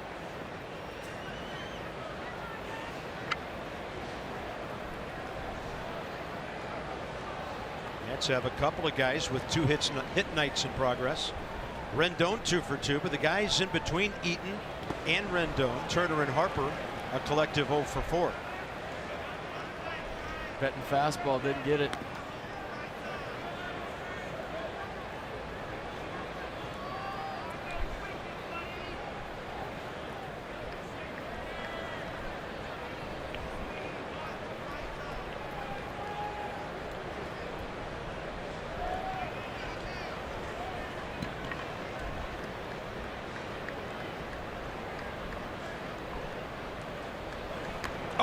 Trey Turner had nowhere to go. 2 men will be aboard for Bryce Harper as Trey makes the slow walk down to first. That's a humid night here at Nats Park. We saw one curveball get away from Sonny Gray, and this two-seam fastball gets straight right in the Nats patch. On his arm, hit. So now Bryce Harper has a chance to tie this game or more. Stage is set for the big left-hander here at the bottom of the 5th. Only the second time this year Trey's been hit. It's up to Bryce how costly that might be. Pitches to hit. So that means out of the strike zone. 59% of the time they are not challenging Bryce Harper. I mean, he's almost like an 8th place hitter when you think about it. They're trying to pitch around him. So as an 8th place hitter with the pitcher hitting behind you, do you expand your zone and chase pitches out of the zone because you want to participate? Or do you just take your walks? And that's the dilemma that Bryce has faced all season. 2 grounders, 1 to the third baseman, 1 pulled to the right side. Ball 1. I mean, you could almost see, like, there's some at-bats, Bryce goes up there and I'm going to take my walk. And there's some at-bats he goes up there and he's determined to put the barrel on the baseball, and he's been chasing out of the zone more than he has ever. I think a lot of it's frustration why he's hitting .214.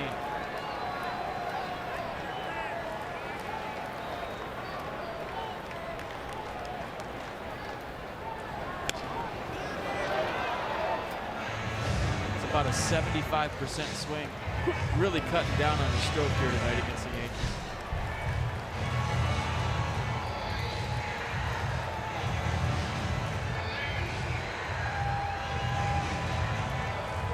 Gregorius up the middle, just to the left side, right behind Adam Eaton as he takes his lead.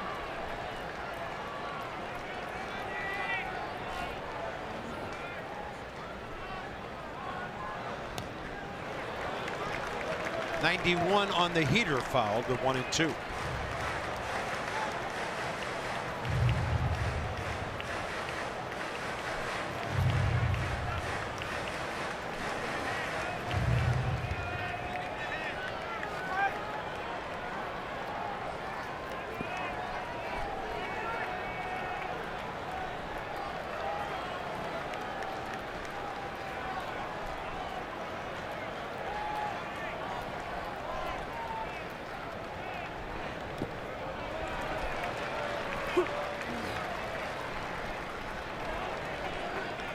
Good take.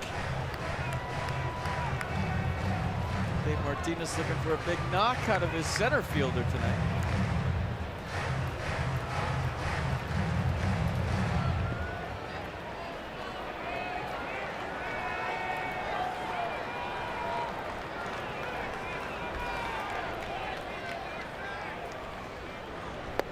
Swing and a miss. Nats have stranded 4 tonight, and we go top 6, 3-2 Yankees.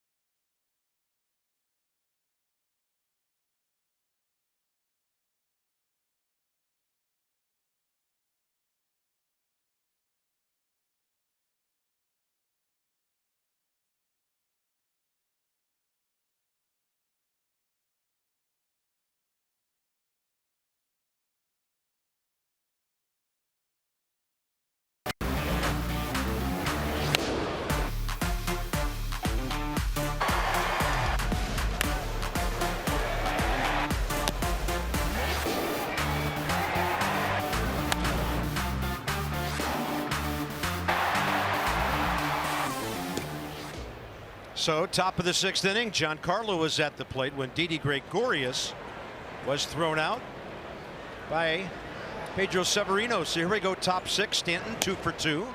Fetty, a good pitch moving away, 1-1. If you're Giancarlo Stanton, you got 2 ground ball singles. Right now, you're playing with house money. You're thinking, how far can I hit this one? I already got 2 knocks tonight.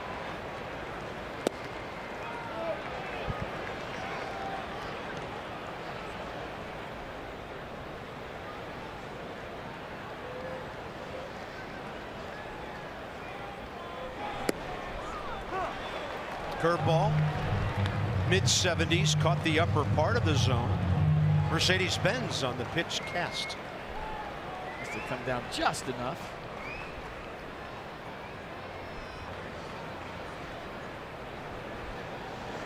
Swing and a miss. He's used that 94 fastball, boring down and in. He got Judge with it last inning, and now Stanton. A sinker under the hands. Curveball away to lead up to the sinker. Watch the late movement here, right underneath Stanton's hands. Tried to go emergency hack, but did you see where his eyes were? He was kind of looking out towards shortstop while the ball was crossing home plate. So Giancarlo, his 95th strikeout.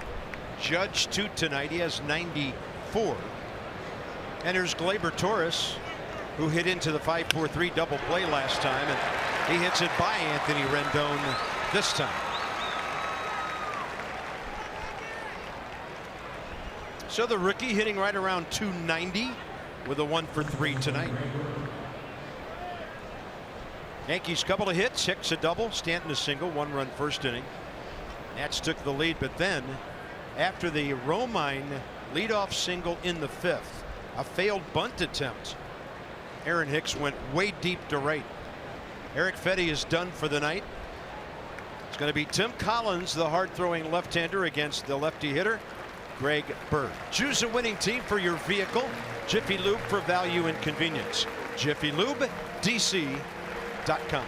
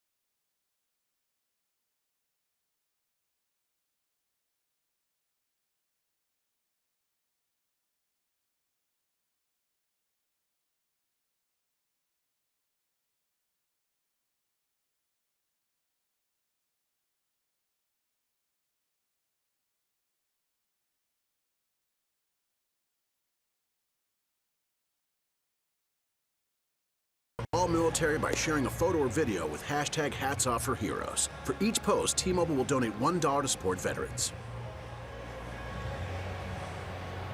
Skipper really excited about his young prospect and telling him what a good job he did tonight, giving up just 3 runs so far to the Yankees, and telling him, hey, that's not an easy team you just faced twice. It gets easier from here. He had 10 1/3 versus New York in 2 consecutive starts. Well, Lefty-lefty matchup here, Greg Bird and Tim Collins. Love to see that. Teaching during the game. You don't see too many big league managers doing that. It's usually done behind closed doors, you know, maybe the next day, but I like the spur of the moment stuff like that. That's great stuff. 28-year-old lefty, 23rd appearance. At least that's how many he had last time he was in the big leagues with Kansas City. For the Nats, it'll be number 10. 5 hits in 6 innings, 3 strikeouts, a walk. Pretty effective, and Hello. Timeout. Excuse me. Ball on the field. Security guard totally disregarded right there. Here, throw it to me. Nope. A man of the people, Adam Eaton.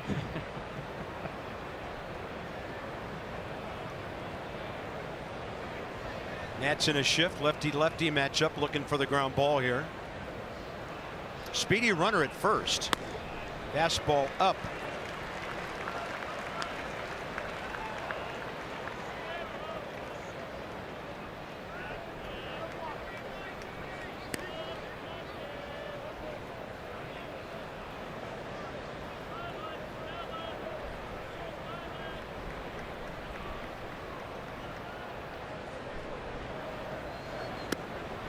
Four-pitch walk in a lefty-lefty matchup. Not what Davey Martinez had in mind. 2 on 1 out for Andujar, and that's going to be it for Tim Collins. Wander Suero got his first major league win today, finishing off the suspended game with help from the bullpen. He's going to appear in the nightcap as well.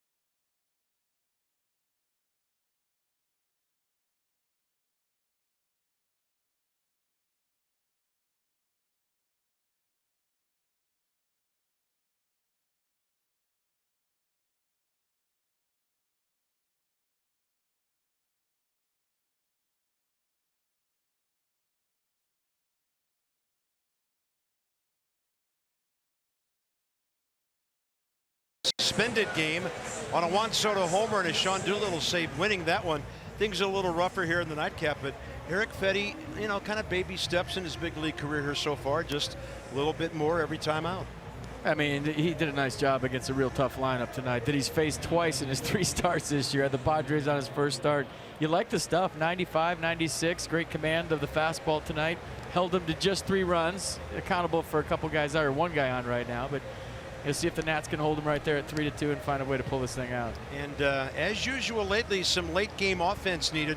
There have been no laughers lately as the guys have struggled to keep the line moving, put some rallies together. First order of business, Wander Suero, who sort of pitched 2 innings in the first game. One of those innings was back in the middle of May, and then got the credit for the W for the Juan Soto homer earlier this evening. So he faces Andujar here after Tim Collins walked Greg Bird on 4 pitches. First pitch pop up straight back, and it's playable. Ball came twisting back for Pedro Severino. So a 1 pitch out, 2 down here in the 6th. Just notice as that ball went up, we are in twilight time here. Yeah, I lost it. Watch Severino after the catch. Throws the mask. He's always looking for another out. There's 1 out. Anybody off base? Anybody? Okay, cool. I'm ready to throw. I just love that he's always looking for outs other than the obvious. He's into it.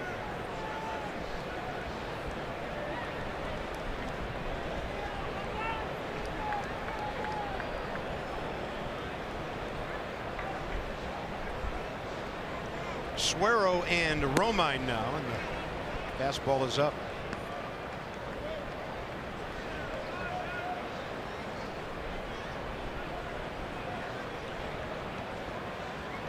Torres singled with 1 out to left, and then Bird followed with a walk. Nowhere to go on the pop-up. 1-0 pitch with 2 outs. And Romine had started toward that ball, and last second got out of the way. That thing was chasing him. 2-0.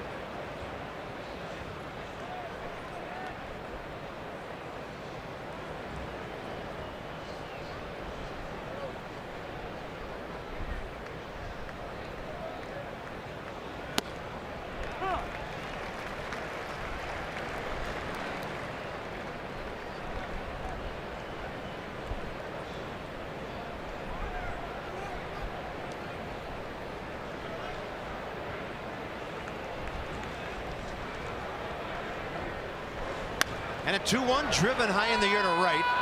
It's going to back up Adam Eaton, edge of the track, onto the track. That thing kept going on a warm night. So the Nats are down by 1. The really good news is Anthony Rendon is going to lead off. He's been perfect tonight.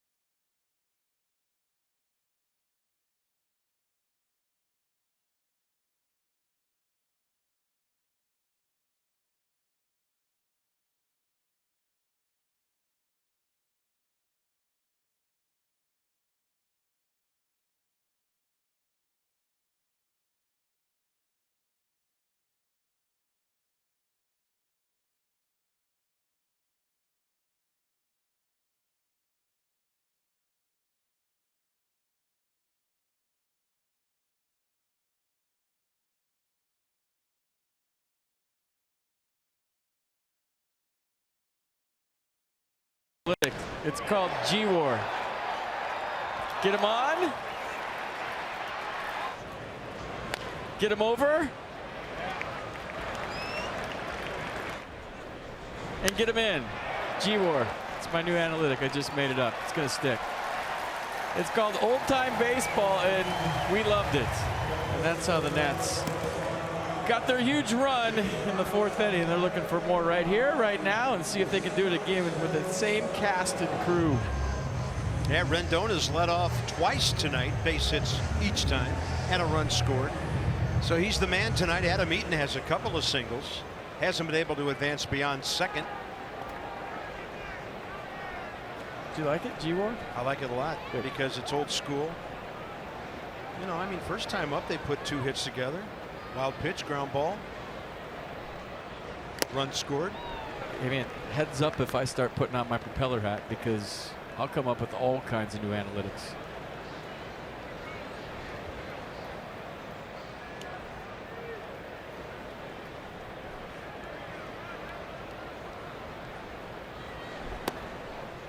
One.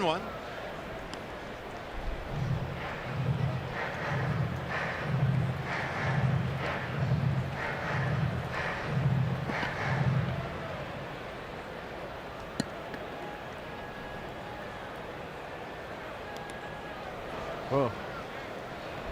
That was a good take. That just missed too. And it almost got our camera on a hop. Sonny Gray has been nuclear louche on about 3 pitches tonight. I think he's having trouble with the humidity gripping the baseball, because usually he doesn't do this. Right there, he hit the mascot for sure.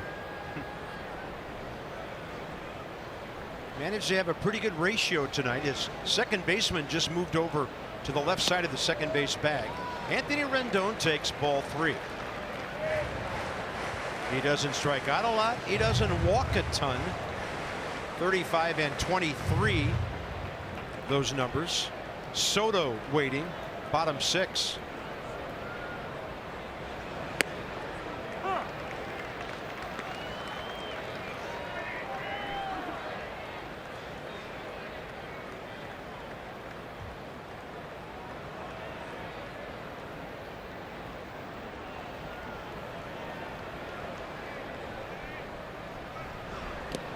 He's on again. So here comes Juan Soto, 1 for 2 tonight. And with more on him, here's Dan. Bob, a few years ago when the Nationals signed Juan Soto, they knew then that he was a really good hitter, but his base running and his speed was below average. Well, they tasked him with improving that area of his game, and he's worked incredibly hard at becoming a better runner and improving his speed. His second inning infield single that we're seeing right there, he had a sprint speed of 29.6 feet per second. That's just below the mark of an elite base runner in terms of flat out speed of 30. So they gave him an area to improve, and he's really done it.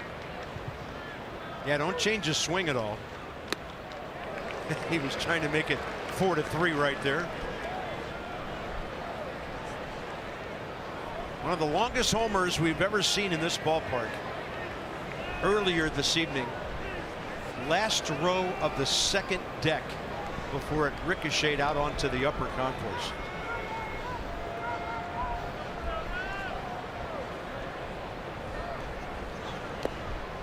And then the breaking ball, 1-1.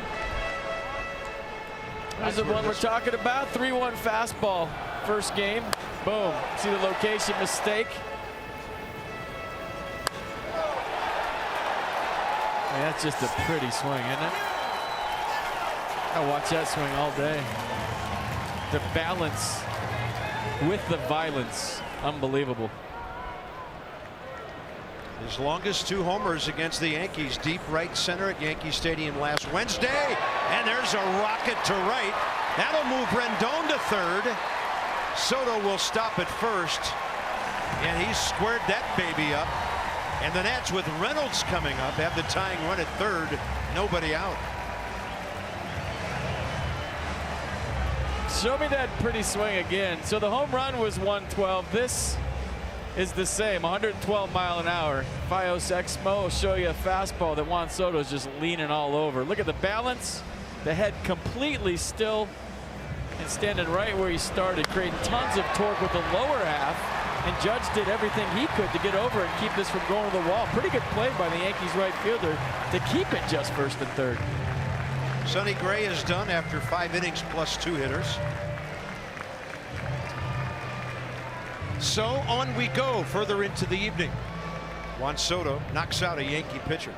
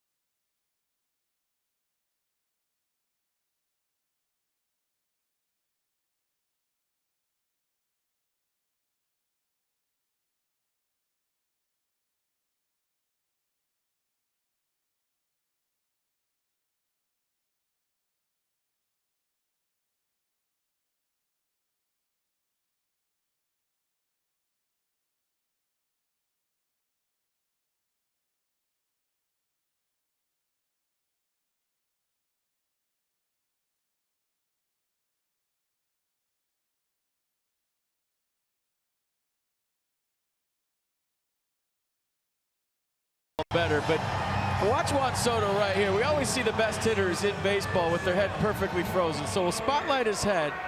We'll show you how he stays on the backside right there. And then just the violent throw at the top. But look where he's at right there. That's all lower half.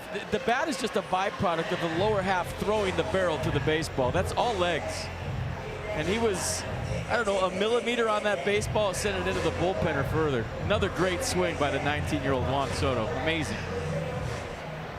Yeah, came in hitting .316, and he's 2 for 3 tonight. Coming off a rough series in Toronto, and he really has recovered from that. Look at that summer sky out there. All right, here's Reynolds. First time he's matched up, career with Jonathan Holder, 25-year-old, making his 23rd Yankee appearance. Strikeout guy, 23 in 23 innings.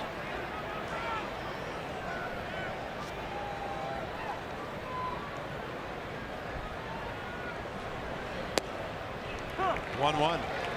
Mark Reynolds has both RBIs in this game. Second inning grounder, fourth inning sac fly, driving Rendon in both times.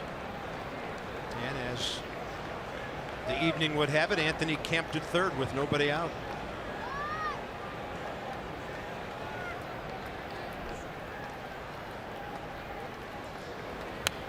Ooh, that was the cookie he was looking for right there.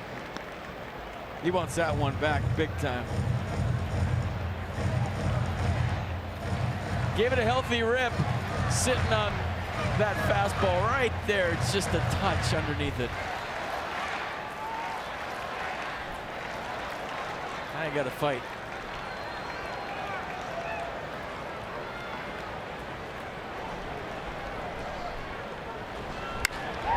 Long one, hooking way foul and way back.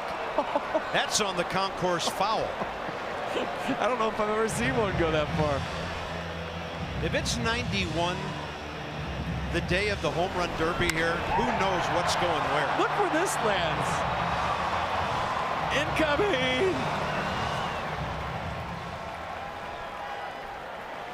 443-foot strike, too.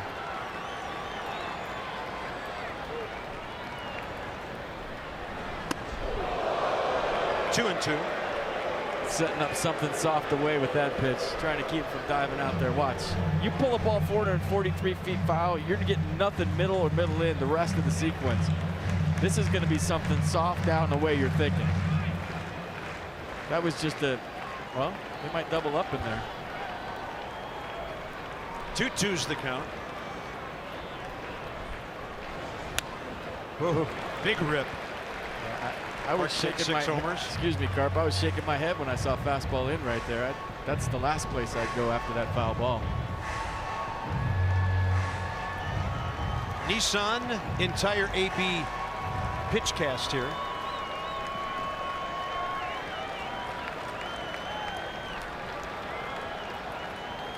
They're going slider away. Reynolds bends his knees, reaches, and bumps it out of play. Good foul ball.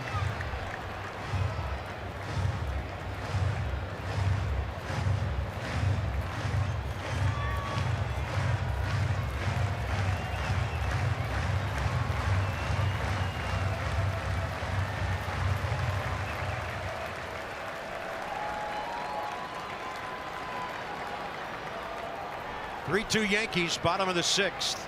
It's when the Nats made their move several hours ago to win that suspended game. And Reynolds hacks another one foul. See Austin Romine, he's trying to be so stealthy back there with where he's setting up. He waited till the last second to pop out away. He didn't want Mark Reynolds to hear his feet shuffling away, so he kind of sat in the middle of the plate, was rocking back and forth, and then bounced out to the outer half right before the pitch was thrown, so the hitter couldn't feel where he was setting up. He knows how big the sequence is. Watch, he's going to sit there for a second. He didn't want to hear him pop out there. This is a hitter, Carp. You can feel the catcher, and sometimes you can hear him shuffling around back there. And if you feel him or hear him go away, you know where the pitch is going to be without looking. It's going to be at least a 10-pitch at bat. Hey, what? Why not? They haven't faced each other before. Both teams struggling with runners at second and or third. Rendon over there for the third time tonight after a single, a double, and a walk. Soto 2 for 3 with a pair of singles. I think ideally a fastball up here because you got a pitch to play with and see if he chases above the letters would be the pitch. And if he takes it, then 3-2, I don't know what you do. But if you're going up there, you better get it up.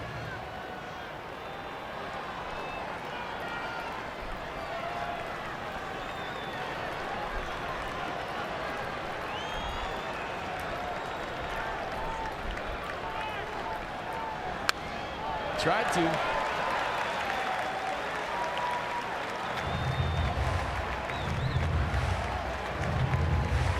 Well, that's a good fight, isn't it? What a battle. Fantastic. Guy with 287 home runs. Pitch number 11 coming.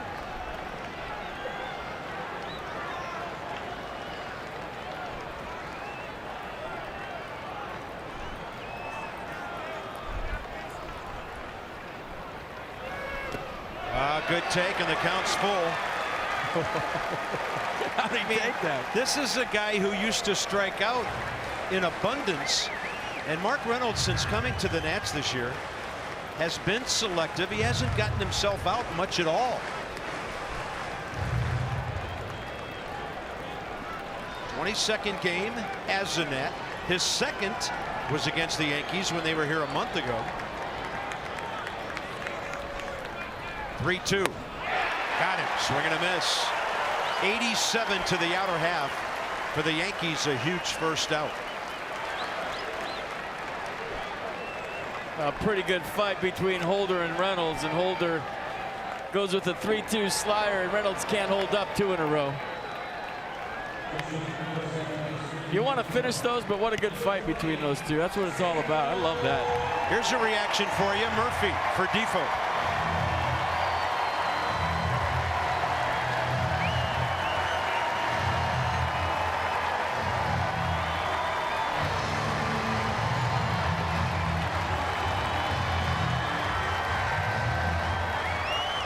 Well, Daniel Murphy, couple of hits, couple of RBIs in the weekend series in Toronto.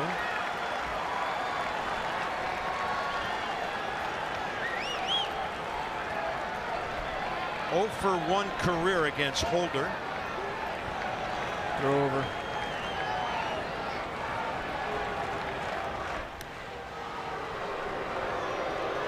Daniel Murphy always talks about the air ball, getting it in the air. Exactly what he's trying to do right here, right now.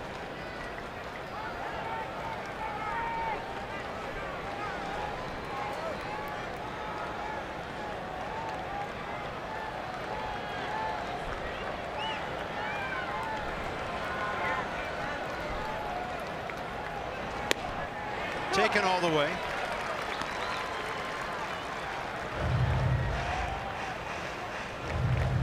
Daniel Murphy collected his 600th career RBI with a base hit in Toronto. He's playing first base a couple of games in that series. In typical fashion, that came with an opposite field single Friday night. 0-2 now. And to this point, Holder making big pitches for the Yankees.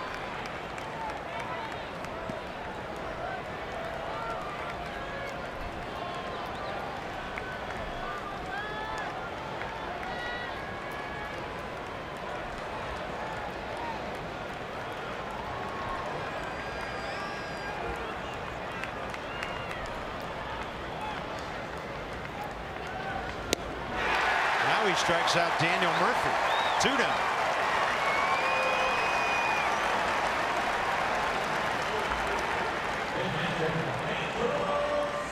Well, I like the move by Davey Martinez, putting all his chips in the middle of the table here in the 6th. He saw an opportunity to strike, and he did it. Didn't work out so far. Now Pedro Severino going to try to pick everybody up.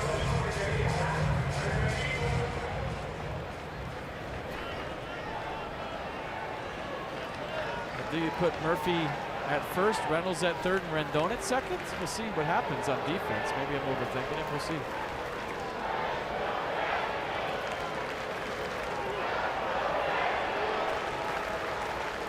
Pedro tonight a strikeout and a grounder against Sonny Gray, who is still responsible for the 2 runners. Strike call.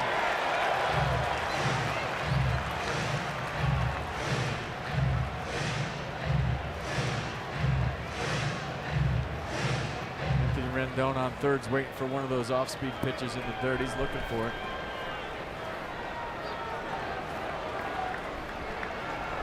And Duhar nowhere near him. He can get a good lead down the line.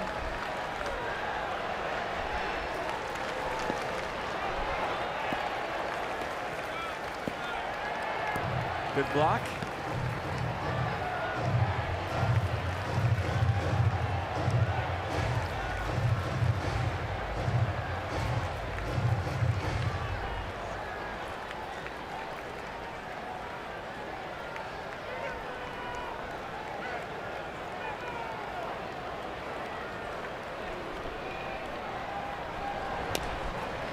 Severino tops one foul.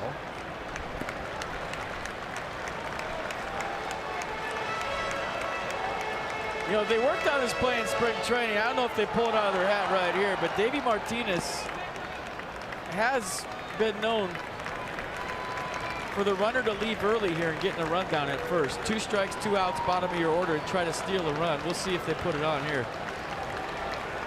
Pitcher spot next, Brian Goodwin waiting.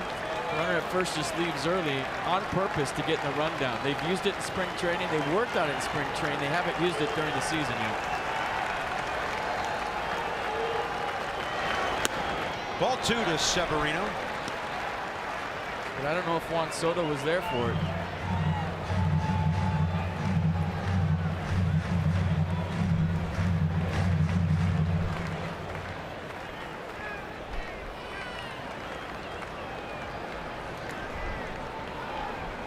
Everybody grinding here in the 6th.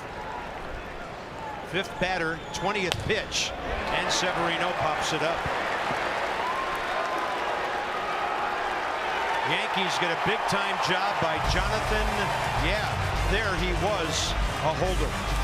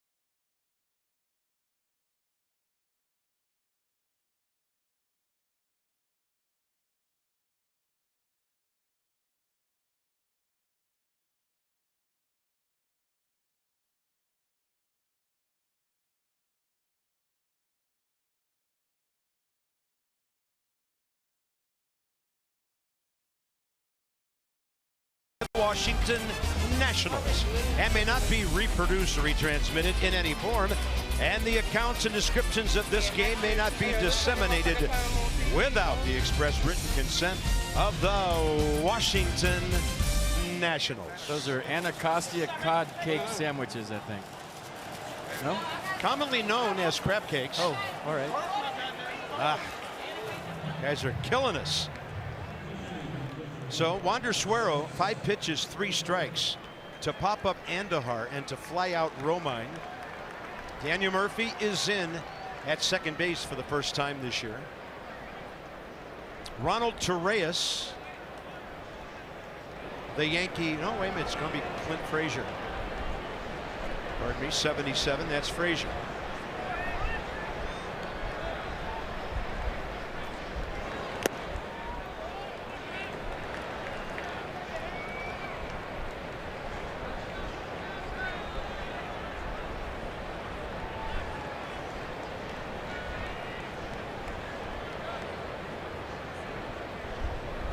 3 for 8 as a Yankee, hitting cool 375 and limited action, and that one got him on the elbow on the way up.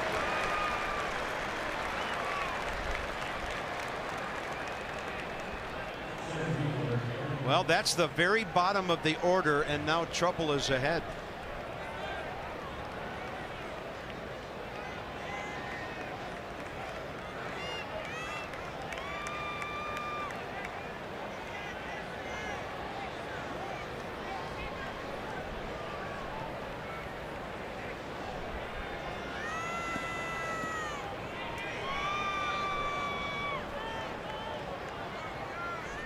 Aaron Hicks 0 for 1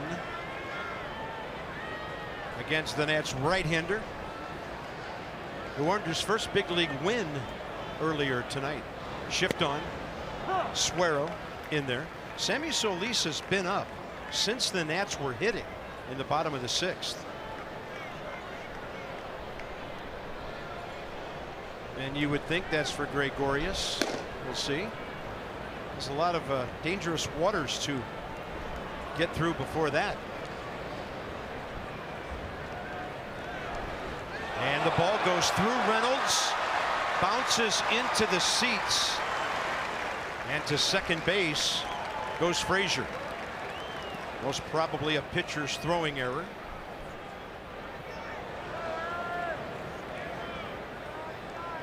Suero's got a good move to first. He's got quick feet and a short release, and I don't know if Mark Reynolds lost that or if it was an errant throw. I couldn't tell by that angle. Definitely can't tell from where we're sitting. This will give you a better idea. Looks like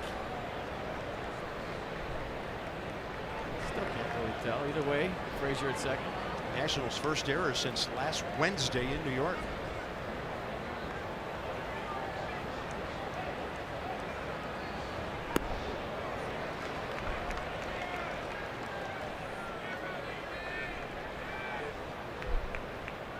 It's a good trip by Pedro Severino. Try to calm down Suero. You hit a guy, you throw one away. Hey, relax, let's go.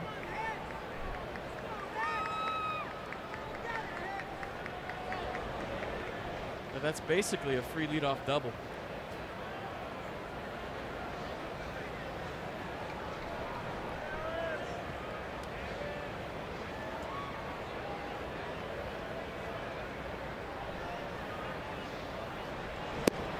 Sat around a long time during that 5-batter inning. 5 batters doesn't sound like that much, but there were upwards of 30 pitches thrown in that inning, 20 of them by Jonathan Holder, who got those 3 outs.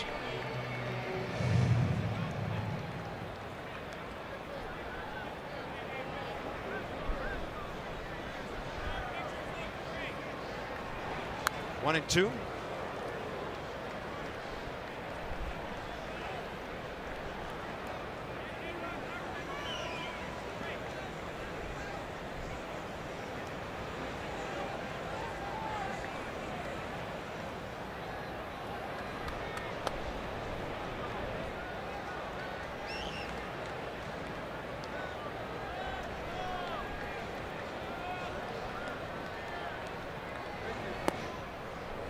Kind of thinking on the fly with the addition of Kelvin Herrera. Obviously with the lead you're shortening games because now you have 2 closers at the end of your bullpen, whether it's 8th or 9th. But it may take somebody that you relied on to hold leads. Now you can move them to hold deficits right where they are, which we've talked about many times is every bit as important to keep it a 3-2 game when you're behind and not letting it get away to 4, 5, 6-2. Big time curveball for the strikeout. First out, 7th inning, and now it's Suero against Judge. A nice curveball here from Wander, so everything away in the sequence, then drops a curveball down at the bottom of the zone for strike 3. Big first out. Wander, Suero, and Aaron Judge. Matchup is 0 for 1 with a strikeout.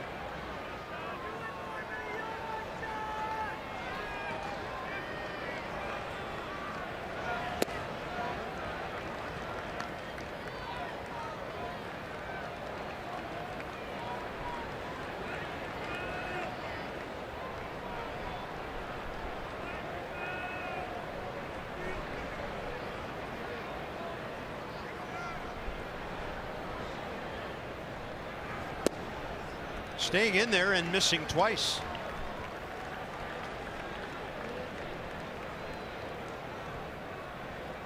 There's certain times when you fight back into a count, but against Aaron Judge right here with the base, do you? Is the question, I feel like.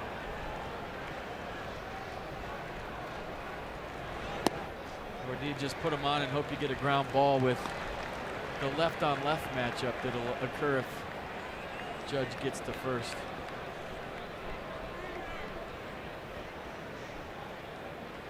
Might be swinging here, heads up.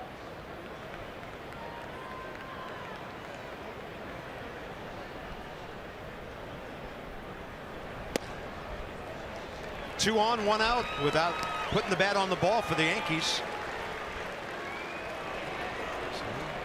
After sitting around for quite a while, Wander Suero having trouble with command. It'll be Solis and Gregorius. And right now, crucial for the Nats with some big guys coming up to keep this 3-2.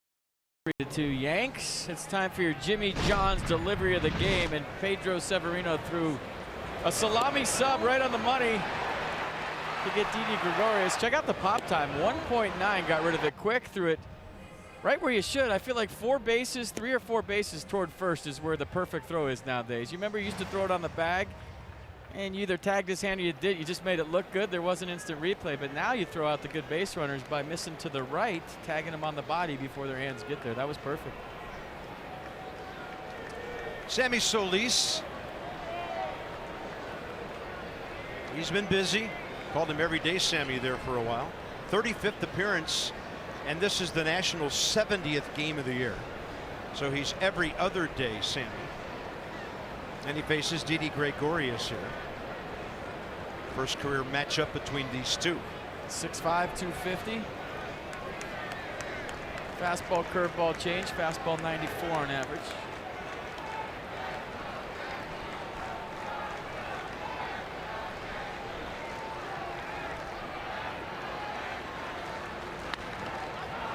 Right side of the infield. Reynolds takes charge. Murphy says it's mine. Infield fly rule was in effect. 2 down. And is that the only pitch Sammy will throw? Giancarlo coming in. Sean Kelly's been ready for a while. So you wanted to be a big league manager. Sean Kelly ready for the right-hander. What do you do here? Well, of interest, 3 matchups. Giancarlo Stanton a walk, but 0 for 2 against Sammy Solis. Don't know if that plays into it. Probably, along with how a guy's throwing. So it's Stanton 2 for 3 tonight against Sammy.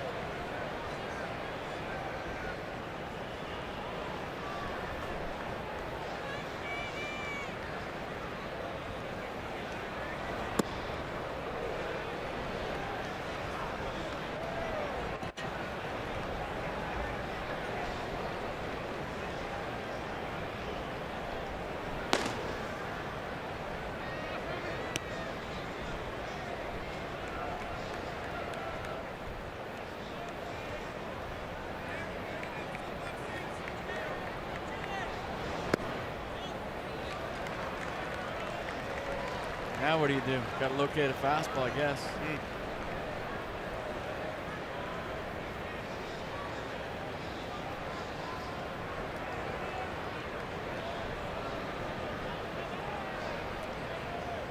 Yankees know they have a chance to deal a big blow here.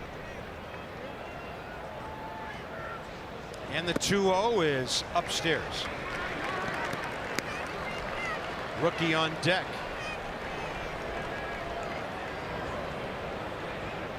Green light situation all the way for Stanton. Looking for one pitch in one spot.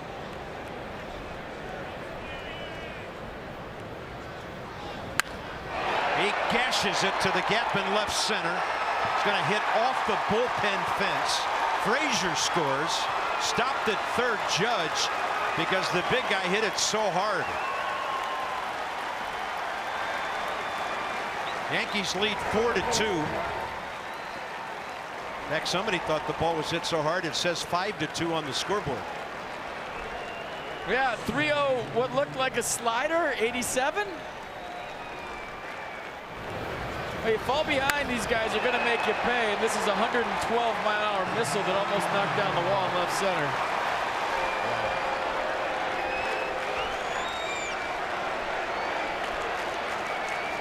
And the walk to Sanchez will bring Bird up. They're left-on-left matchup, but you got to work ahead.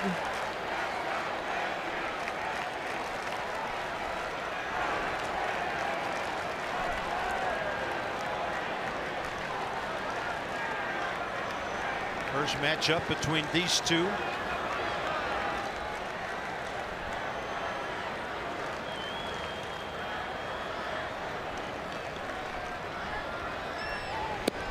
And he gets ahead. That's over the outer half. Greg Bird 0 for 1, a pair of walks tonight. Last time he faced a lefty, Tim Collins walked him on 4. Sammy trying to keep this a 2-run affair. Nats still have 9 outs with which to work. Into center, well hit. But Bryce Harper right there. Damage held in check, but the Yankees add on and lead 4-2.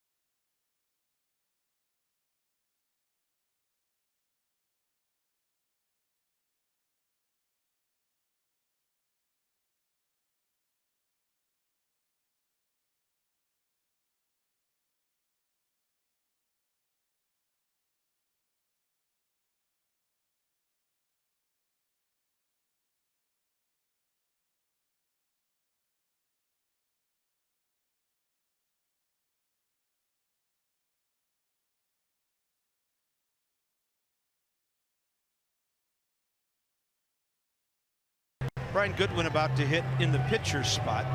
Head down to Northwest Federal Field at Fitzner Stadium. Celebration of the Bull Durham movie Saturday. Robert Wool will be there.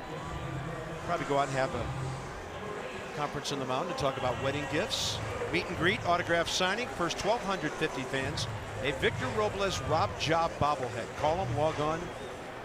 You know what to do. 42,723 tonight. And for the Yankees, right-hander David Robertson against Goodwin, bottom of the 7th. Upon us, these two match up for the first time. 33 years old, 5'11", 195. Fastball, curveball change, occasional slider mixed in there. Fastball 91. Candlesticks make a nice go.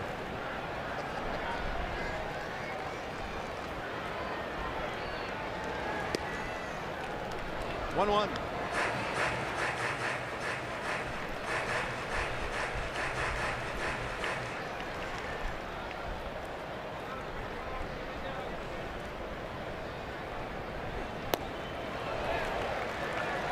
Yankees have some swing and miss arms, and this is a big inning for the Nats, because if you can't get it done here, you're looking at Dellin Betances and then Aroldis Chapman.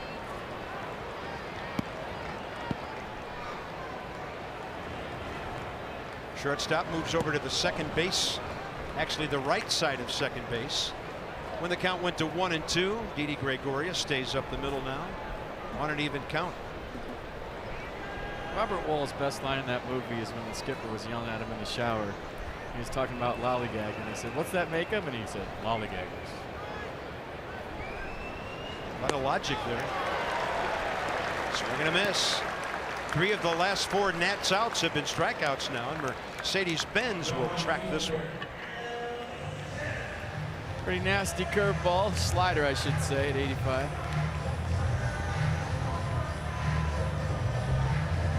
See what Adam Eaton's got up his sleeve. A couple of knocks so far in this one.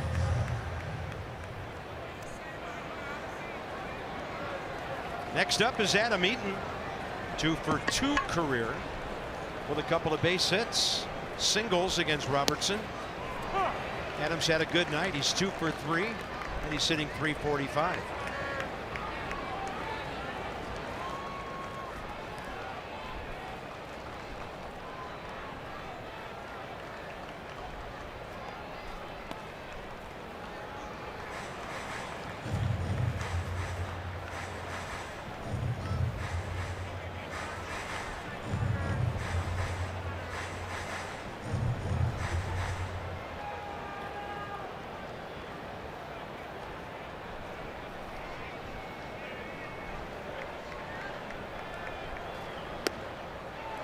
Up in the zone, 1-2.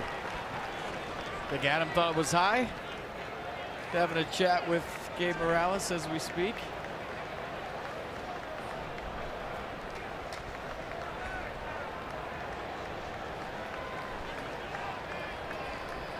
Borderline.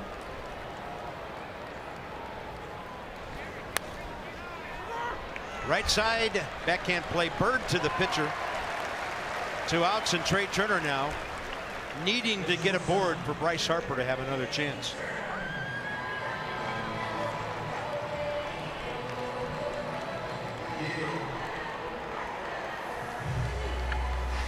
Trey 0 for 2 tonight, hit by a pitch last time. 0 for 1 career against Robertson.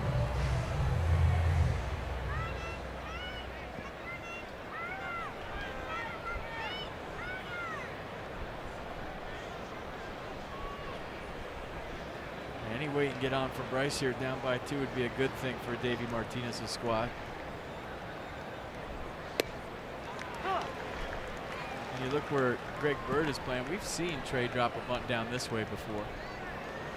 And normally with 2 outs, it's not a good play, but down by 2 this late, Bryce Harper on deck with 19 home runs. Not the worst idea in the world. Agreed.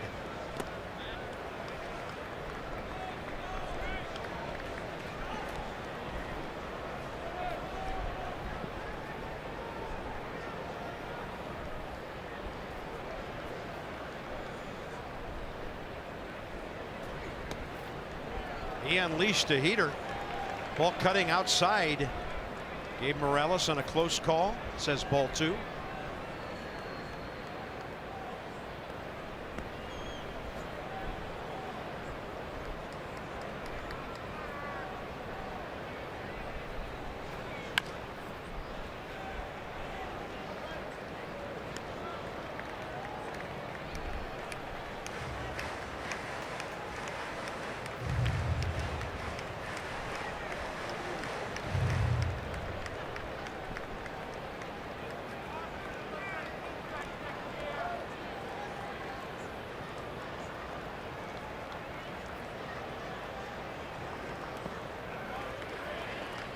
Oh, big pitch coming.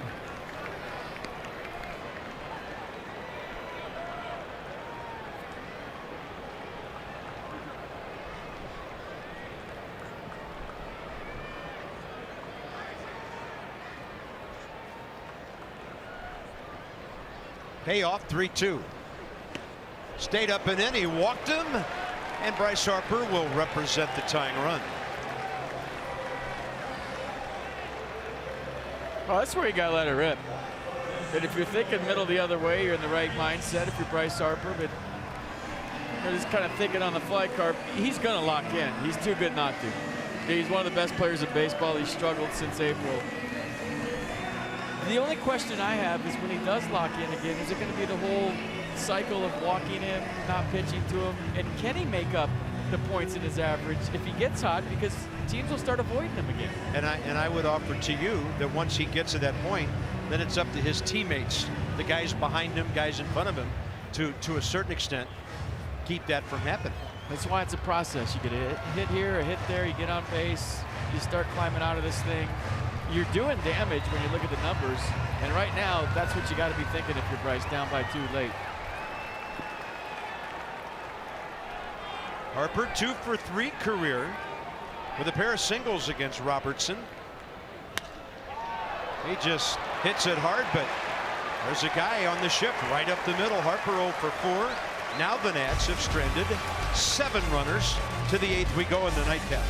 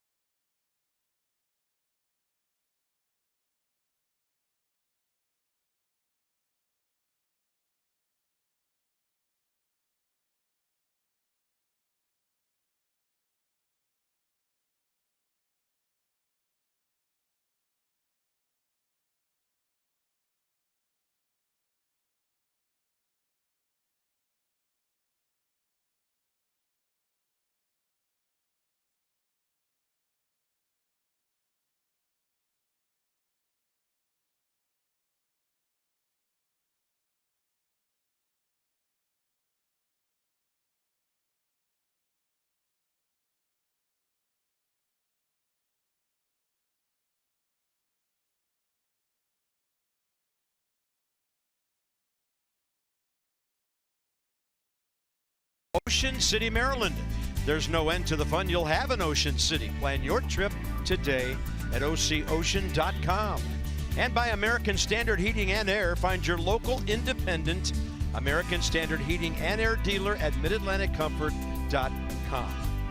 Don't get on the water taxi down to Old Town just yet. Got some baseball left to play tonight. More outs to play with. Sean Kelly to try to keep it close here in the 8th. 7, 8, 9 for the Yankees. And Duhar, Romine. They still, well, Brett Gardner's beaten up. I don't know if we'll see him tonight or not. They do have Gary Sanchez and Neil Walker. Walker, a switch hitter, would be the logical guy. See about that in a minute. And Sean Kelly with a perfect heater low in the zone, outside edge.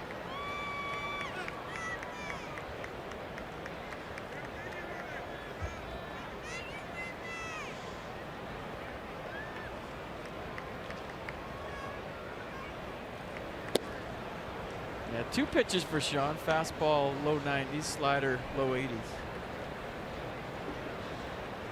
His job to keep it 4-2 and give his team a chance.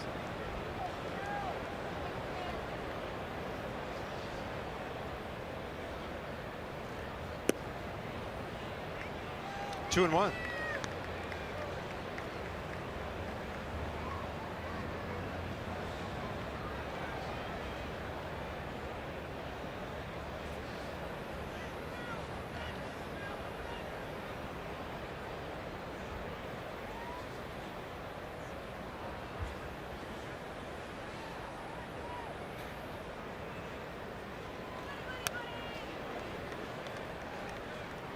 Pretty healthy rip right there. Miguel Andujar, 8 homers on the year. 0 for 3 tonight.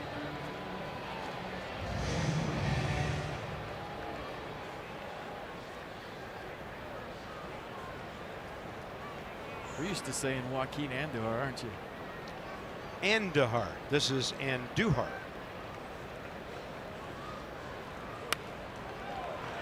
I remember he took a bat to the sink in the toilet. That's my memory of Joaquin Andujar. He was emotional. Yeah, he was a fiery guy. Yeah.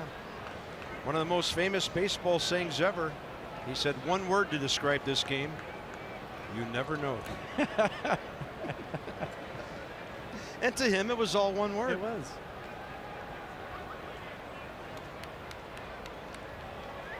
Two.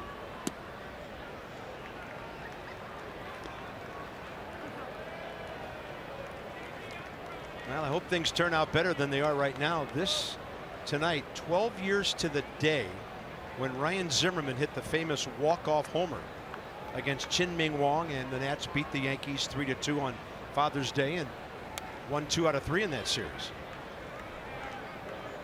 Just looking at the Yankee lineup that night, We got Johnny Damon, Melky Cabrera, Derek Jeter, Jason Giambi, Alex Rodriguez, Jorge Posada, Robinson Cano, and in his last year in the big league, still hitting 280, Bernie Williams. wow. Can you imagine?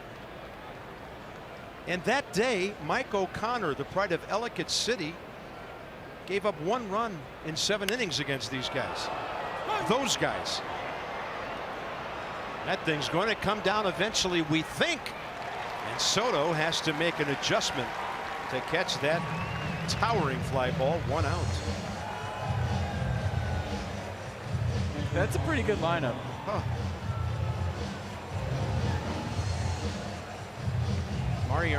Mariano Rivera had pitched in the previous 2 games of that series. He was in the bullpen throwing when Ryan hit one out to left field, in the RFK Stadium. A 45,000 plus went crazy. Probably the finest moment for the Nats in their 2nd year. And the Zimmerman legend was off and running.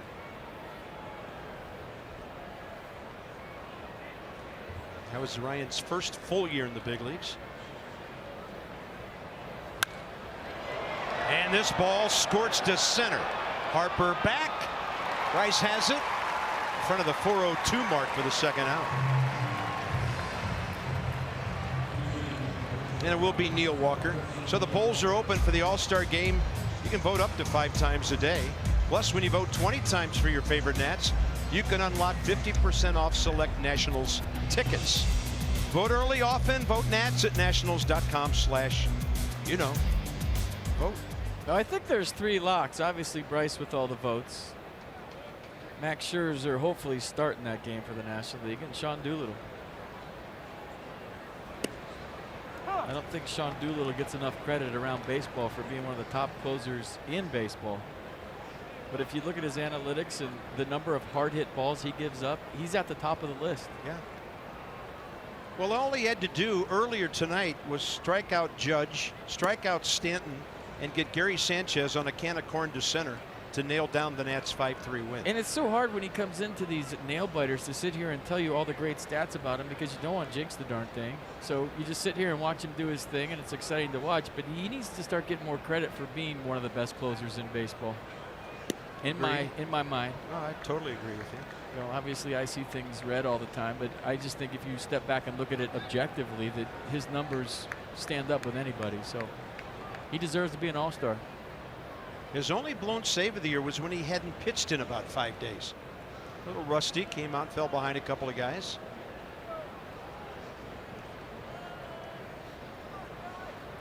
Two balls, 1 strike. Neil Walker chops a foul.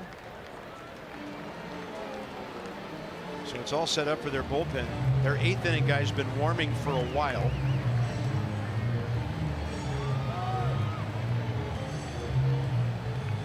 So there's big, strong Dellin Betances. And then Chapman follows him. Only way to avoid that is to tie or go ahead in the bottom of the 8th.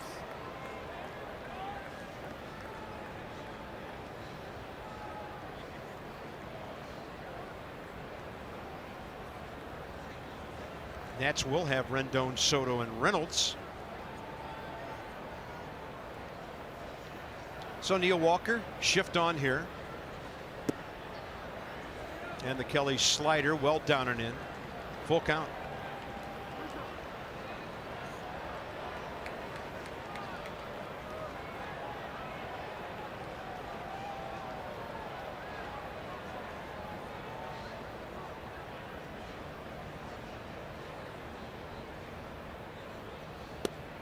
Two-out walk.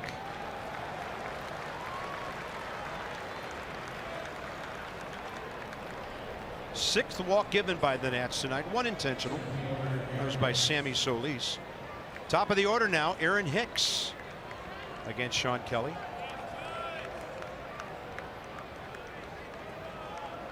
Big blow of the game by this guy. 5th inning.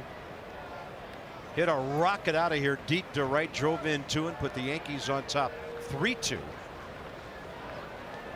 9th of the year, his RBI total went up to 30. Inside edge.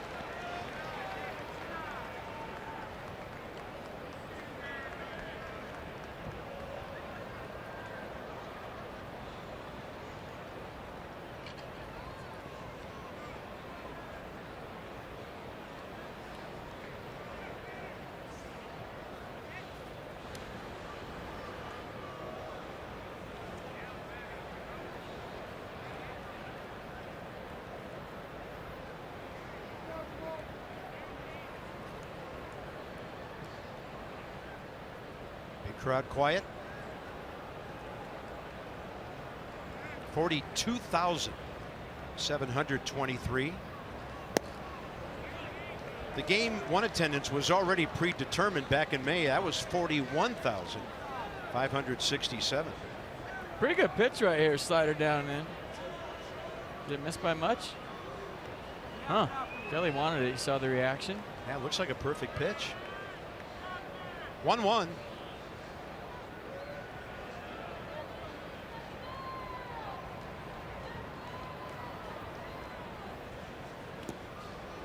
Severino comes up ready to snap one down the first.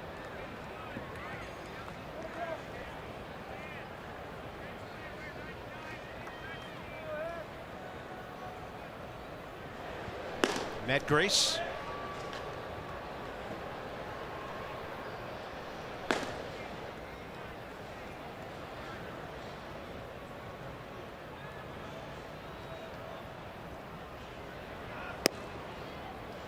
And now Sean is within 1 pitch of having to face Aaron Judge.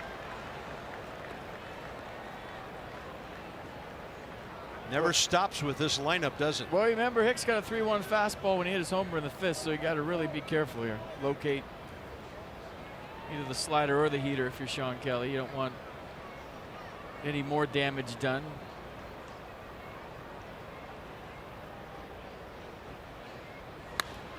That ball launched to right center, but it's going to stay in the yard. Harper and Eaton converge.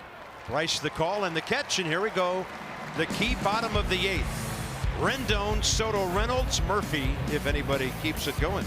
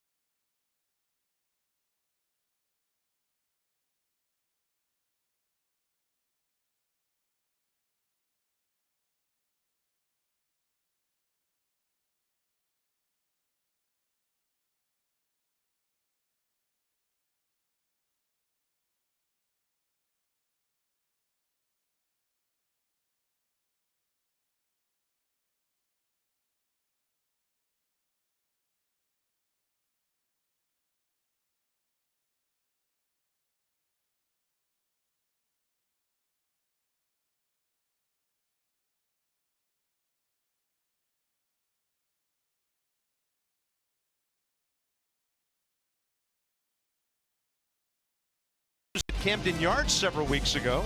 Now they're trying to do the same to Buck Showalter's ball club starting tomorrow night. Jeffrey Rodriguez will be in there against Manny Machado and company. David Hess gets Bryce Harper and company.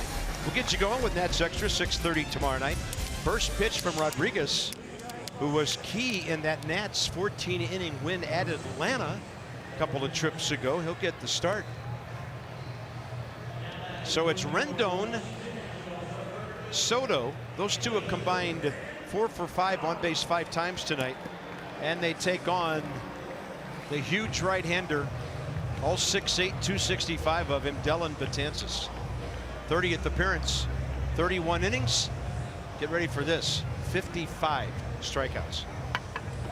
Well, the reason why he's got 98-mile-an-hour fastball. He's 6'8", he's right on top of you, and he's got a pretty good slider too. Can be wild at times, hasn't really been that this year, but he's fought that bug in the past.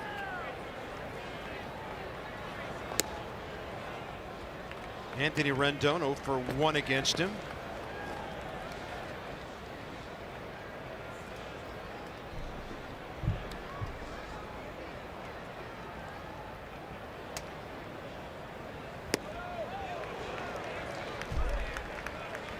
Yeah, I don't think you want to wait around for anything with 2 strikes. The slider's a wipeout slider. And if Anthony Rendon can hop aboard for Juan Soto, we got action. Rendon a little late. 1 ball, 2 strikes here in the 8th.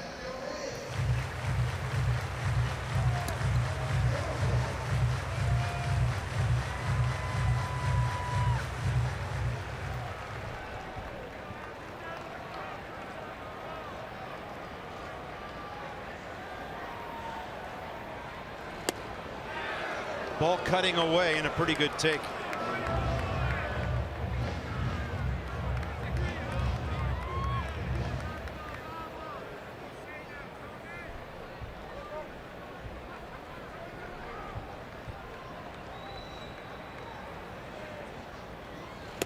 Wow. 87, lots of snap. And Gabe Morales called it outside edge, 1 out. Was it a strike? I think it was a pretty good frame by Romine, but was it in the box? Not quite.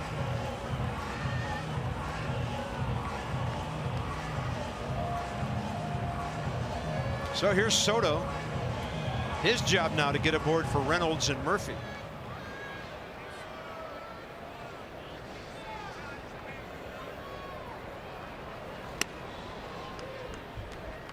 '99 cutting.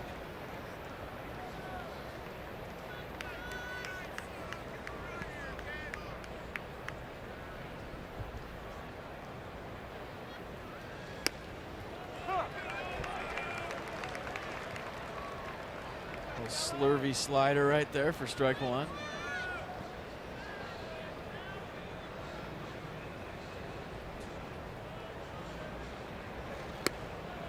That one comes in from the outer edge. Soto consulting with the umpire. 1 ball, 2 strikes.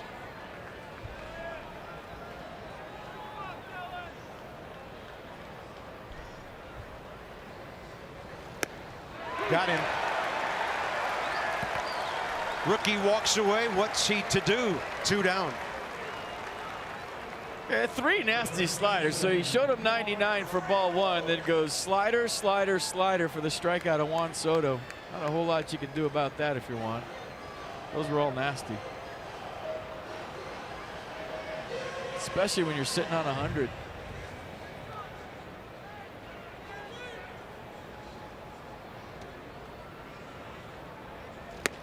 Reynolds 0 for 2 against Betances.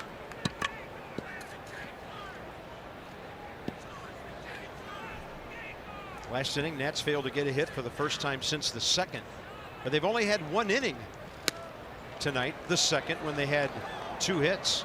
Triple digits. I mean, this is what Davey Martinez's bullpen is about to look like. You know, 98 in the 8th and Doolittle in the 9th. And I heard you made the comment to the crew earlier. Shorter games. Shorter games. In terms of when the opponents need to score by. I mean, you got 6-inning ball games now. Maybe you move Ryan Madsen to the 7th, Brandon Kinsler to the 6th or 7th, depending on the matchups in a certain day. I mean, now your bullpen gets like your lineup with Murphy and Zimmerman and Eaton back, and hopefully it all comes together. Justin Miller's been nails. Yeah, I mean, now you're looking at one of the better bullpens in the National League, period. If everyone's healthy and if everyone stays right where they're at.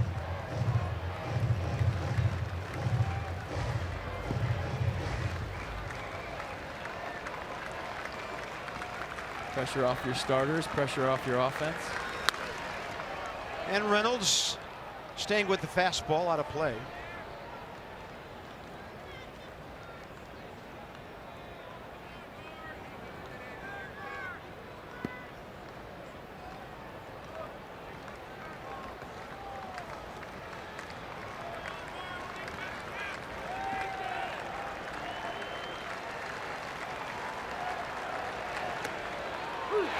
Wow, the slider gets all 3 batters looking in the inning. Righty Rendon, lefty Soto, and the right-hander Reynolds.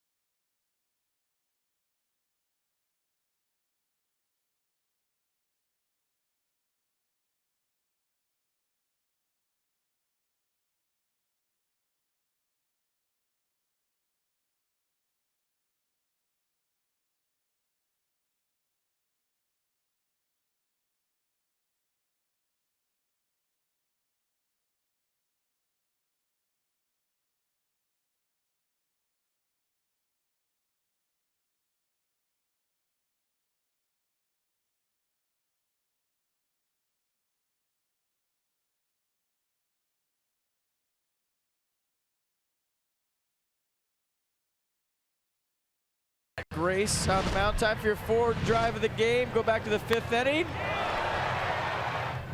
And Aaron Hicks on a 3-1 fastball hit one 405 feet, 100.2 exit velocity, 31 degrees on the launch angle. Hurry to your local Ford dealers for great savings on cars, trucks, and SUVs.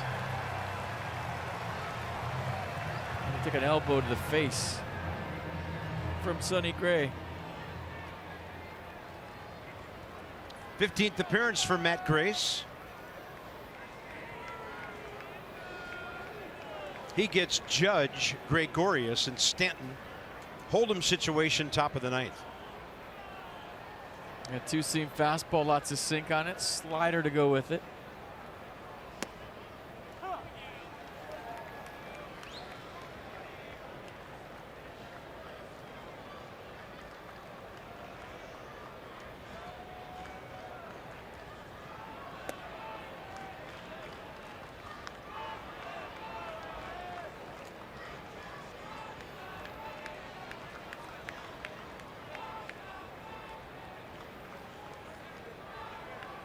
No contact night for Judge. 2 Ks, 2 walks. Rendon's got to back up. That ball had a ton of topspin on it. Right on the mark with the throw. First out, top 9. Good job of keeping the ball down, getting the ground ball.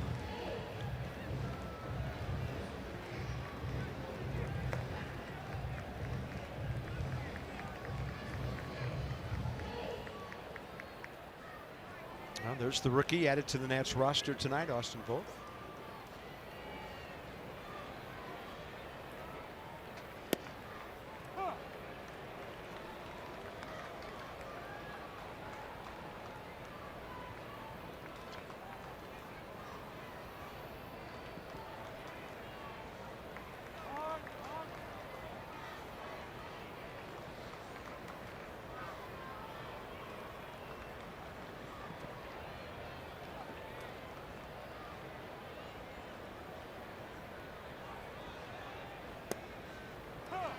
Good slider. Started it right at him, locked him up.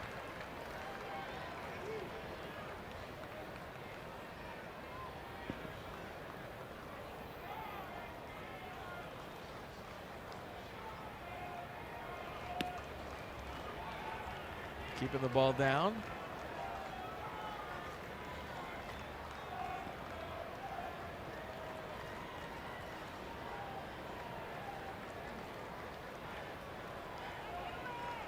And a 1-2 pulled. Foul.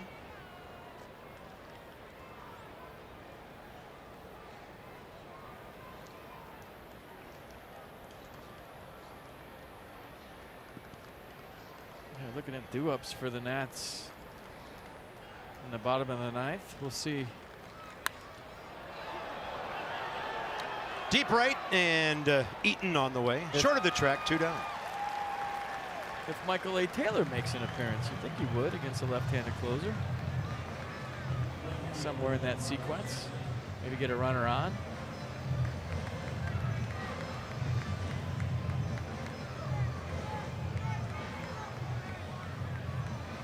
And now with 2 outs and the bases empty.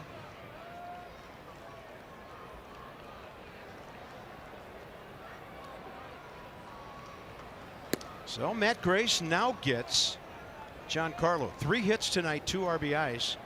And that double he hit, I think you put it well, he almost took down the left center field wall. Stayed in the park. It's a good thing. 2-0. All right, there's Aroldis Chapman.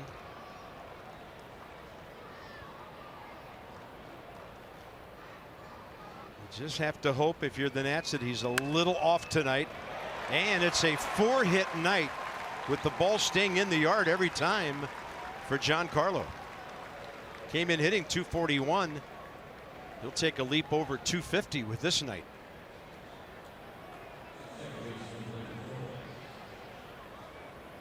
That was a 116-mile-an-hour single, in case you're wondering.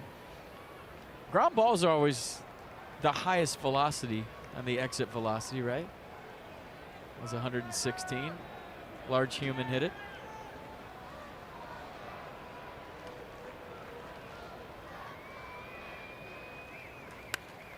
First pitch pop up, Gleyber Torres. It's coming back, but not enough.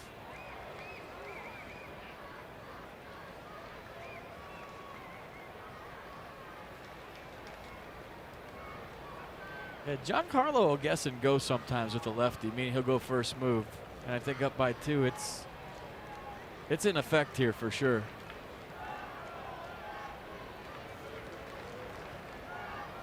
Yankees by 2, 0-1 pitch.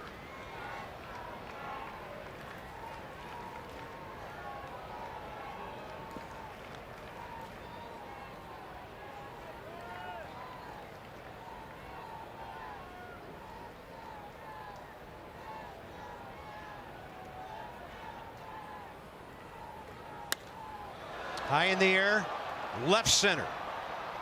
Bryce Harper letting Soto know he's there, and here we go to the bottom of the ninth. So the bullpen has held him for the last couple of innings. Murphy straight up in the ninth.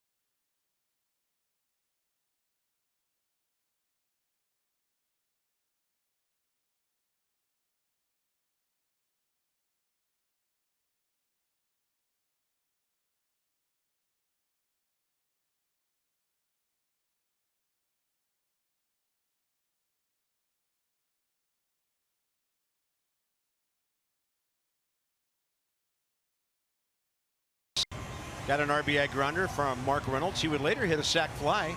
Anthony Rendon scoring on both of those. He's been on 3 times tonight. So Eric Fedde, 97 pitches. He went 5 1/3, 3 runs on 7 hits. Bullpen's given up 1 run since. And now the Nats face Aroldis Chapman. 20 saves on the year in 21 opportunities. You know about the big fastball to go 95 to 103. He's thrown 3 fastballs at 103 this year, 24 at 102, and 49 at 101, 80 at 100. So do the math. He's thrown a lot of pitches in triple digits. I mean, you got to make him throw strikes. It's easy to say up here. Good luck down there because you don't have a whole lot of time to think about it. He's tall, he's long, he's right on top of you. He throws 100. So not a comfortable at bat at all for Daniel Murphy leading off the bottom of the 9th, but you're a bloop and a bomb away from extended this thing. Daniel Murphy 1 for 4 career.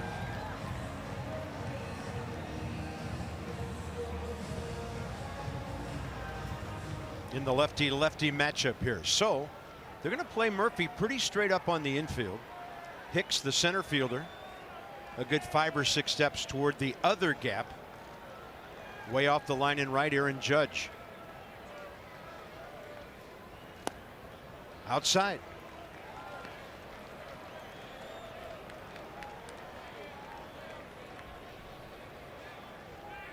Yeah, 53 strikeouts, just 13 walks for Chapman. I would say try to wait him out, but it's a dangerous way to go in a guy that throws over 100. Murphy serves one beautifully the other way. He's going to dig for a couple. And Daniel Murphy, first hit of this homestand. Told you he had a couple in Toronto. And that was a patented Murphy opposite field swing. This is the Wade Boggs swing. We haven't seen it all year. Just a fastball. He stays on it the other way. So a leadoff double for the Nats here in the bottom of the 9th. Game on.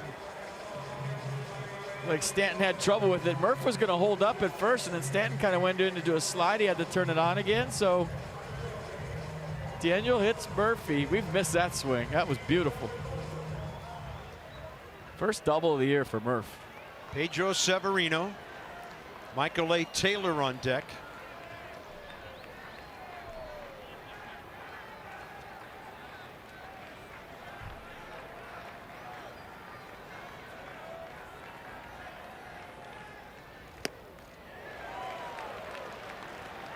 Nats catcher 0 for 1 career with a strikeout against this lefty.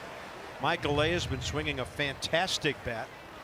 3 hits yesterday, a 5 for 7 series in Toronto, and he only played 2 games. 4 bags yesterday, right? Yeah, tied Trey Turner's Nats record. Trey's done it twice. National League leader in stolen bases coming into today. 1-1.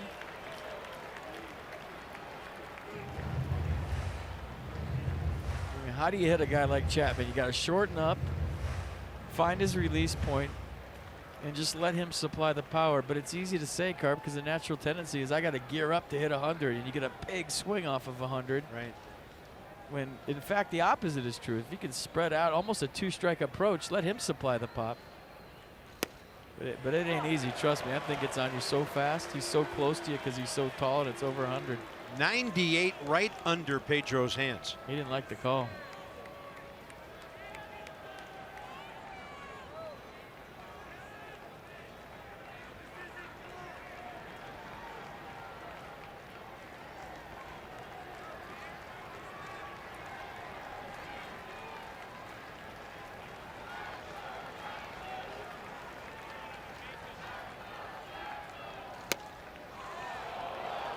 Romine holding it for a while, and it's 2-2.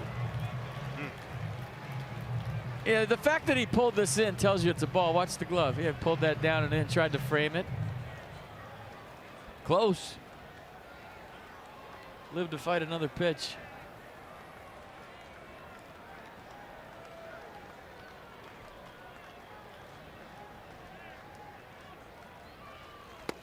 That's off the plate, 3-2.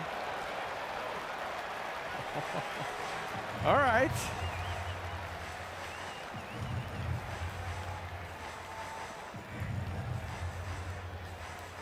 Well, Murphy really changed this inning. Severino trying to get it to Taylor with a couple of guys on, or one on, one home.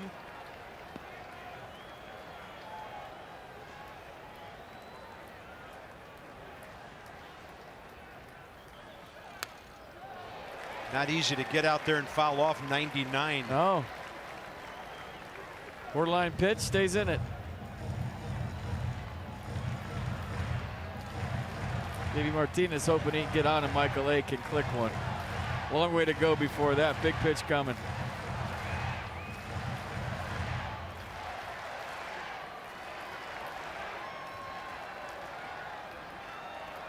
So Chapman wanted a new baseball. Severino went for a stroll.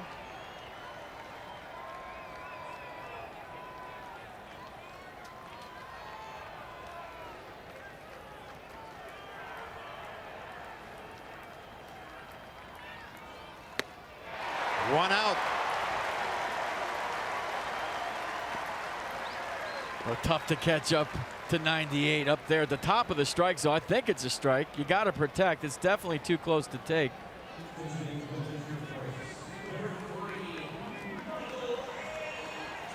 Now it's Michael A. Taylor. You saw Michael do a little bit of everything in Toronto. Pulling singles, going up the middle, bunted for a hit Saturday. Had an infield hit yesterday. Stole second base 3 times and third base once. 0 for 1 career with a walk against Chapman. And you know the Yankees are aware of what he did in Toronto, so they've got their corner infielders pinching in here.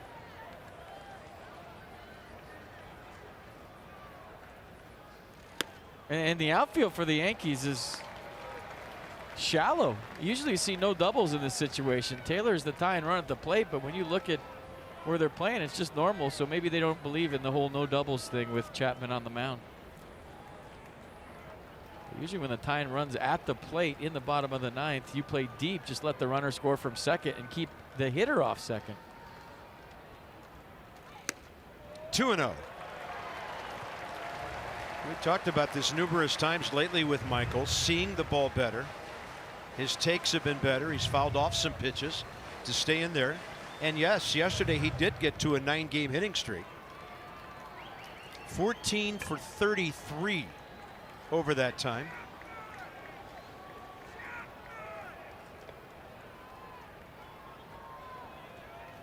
He's ahead looking to keyhole something to drive.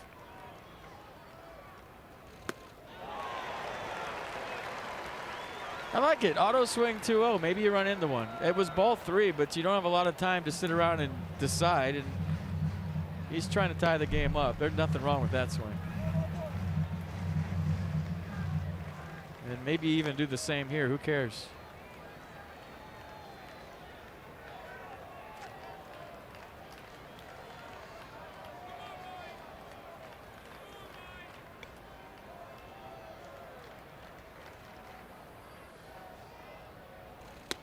He went off speed on 2-1. 86 slider, ball 3. I mean, it's a good pitch if it works, but when you throw 100, throw 100.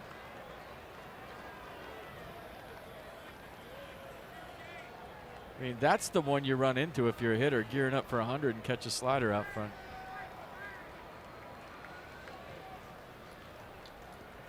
Adam Eaton is next.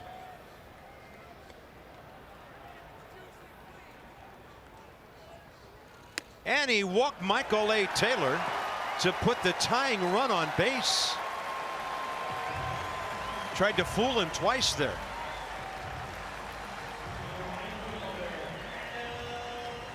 It's a great at bat. Line moving, same seats. Why not? Don't move a muscle. Adam Eaton is 0 for 1 career against Chapman. Having a good night. Hit the ball sharply last time, even though he grounded out. 2 singles before that. And Adam's a guy like Murphy. He'll take what Chapman gives him if he works him away.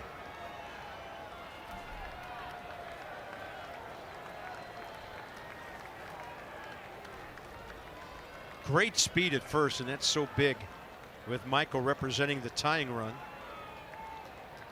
He's going to get a big lead here as Bird plays behind him.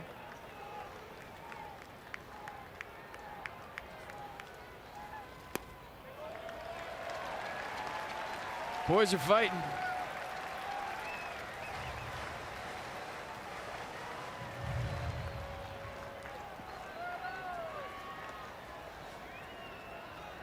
For some reason, I like this matchup. You'd think left on left, he throws 100. Why? I don't know. I just do. Some pretty smart ABs going on right now. Take a whack at it right here. 2-0. Why not? Cheat on a fastball, try to catch it out front. Easy for the guy with the makeup way up high and a microphone to say, but why not? You won the first game. You're kind of playing with house money. The worst you can do in this series is split with the Yankees, so let it rip.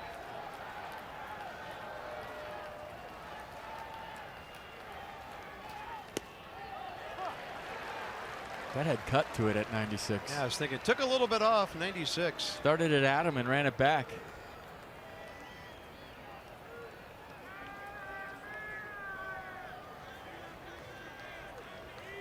He's the kind of guy you want up in a situation like this. Swinging the bat well. Contact guy.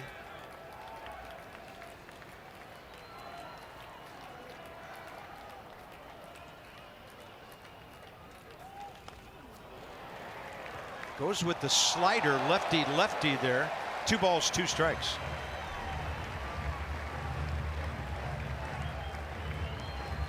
I can't be way off. I don't see Chapman enough, but I think he's doing you a favor when he throws that slider. I mean, the ones he's thrown today are just kind of rolling in there.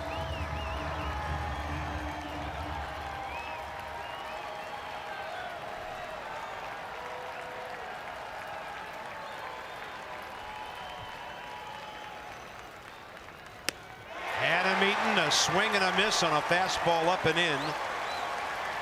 So nobody's made contact since Murphy's double.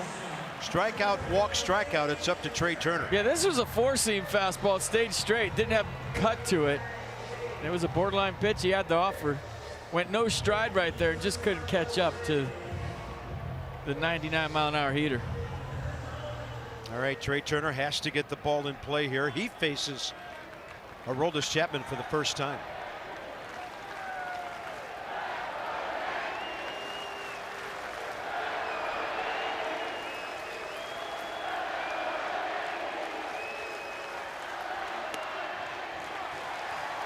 Never seen him throw this many breaking balls. Stole a strike.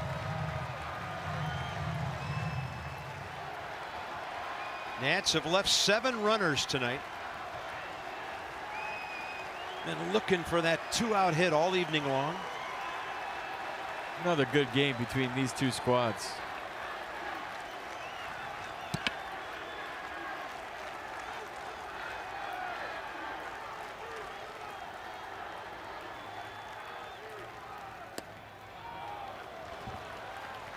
Another slider. Trey hunting a heater. Yeah, there's a perfect indication of looking for that big hit.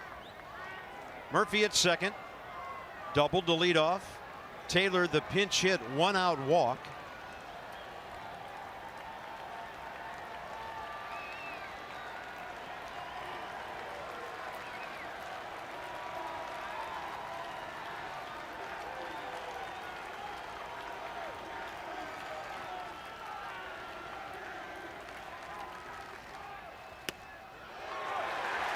Another slider. It's 1-2. Trey's still waiting for the heater. And if he sees it's going to look like it's 105. Wow. Yeah, Bryce up with the bases loaded against Chapman would be pretty cool too. First things first. We're 2 Yankees. The Nats have 1 strike with which to work.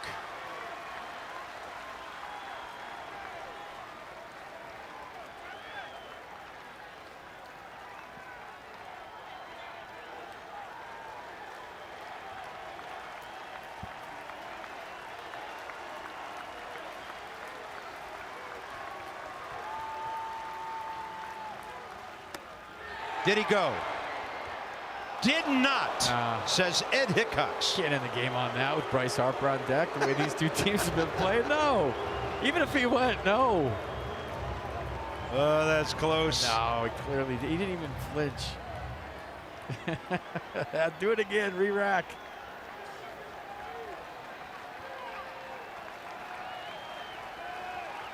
Everybody's standing.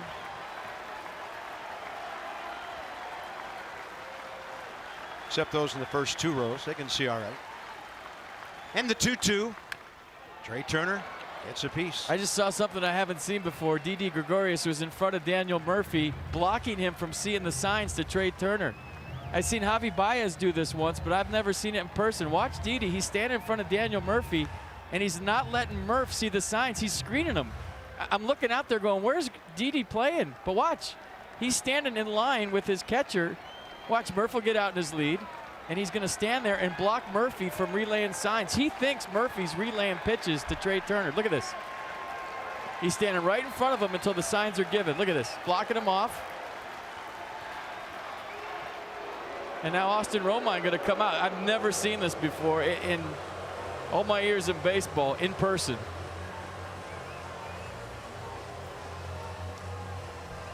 Now they're changing the signs. I don't know if you'll see it again, but Didi's not taking any chances. He saw Murph bouncing around out there, and maybe he thought that Murph was relaying location, pitches to the hitter. But when you got a guy that throws 100 that a lot of times doesn't know where it's going, I don't know the advantage here, but the Yankees shortstop's not taking any chances. Check it out. He's standing in the same spot again.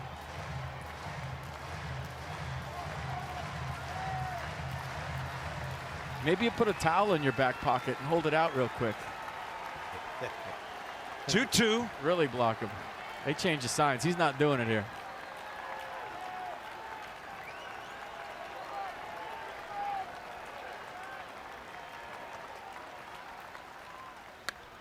Turner to right. That ball's well hit. Aaron Judge going back. And because he's tall and can run fast enough, he makes the game-ending grab. My goodness, tie ball game with the runner on third. I mean, ball carried in Nats Park. Chapman supplies the power. Judge going back to the fence, reaches up on the warning track to preserve the win, and Chapman raises both hands. Trey Turner that close to tying the game or more, and that's a fitting way for this series to end because these two teams were two heavyweights going at it for 4 games. It was fun to watch. So they split in New York. They split here in D.C. And the Yankees win it 4-2 in a ball game that took well over 3 hours. And so it's the Orioles tomorrow night coming in here for 3. We'll keep playing that interleague thing. The Nats are still 7-5 against the American League. So coming up next, Nats extra post game from the booth. Yankees get a split. So long for just a while.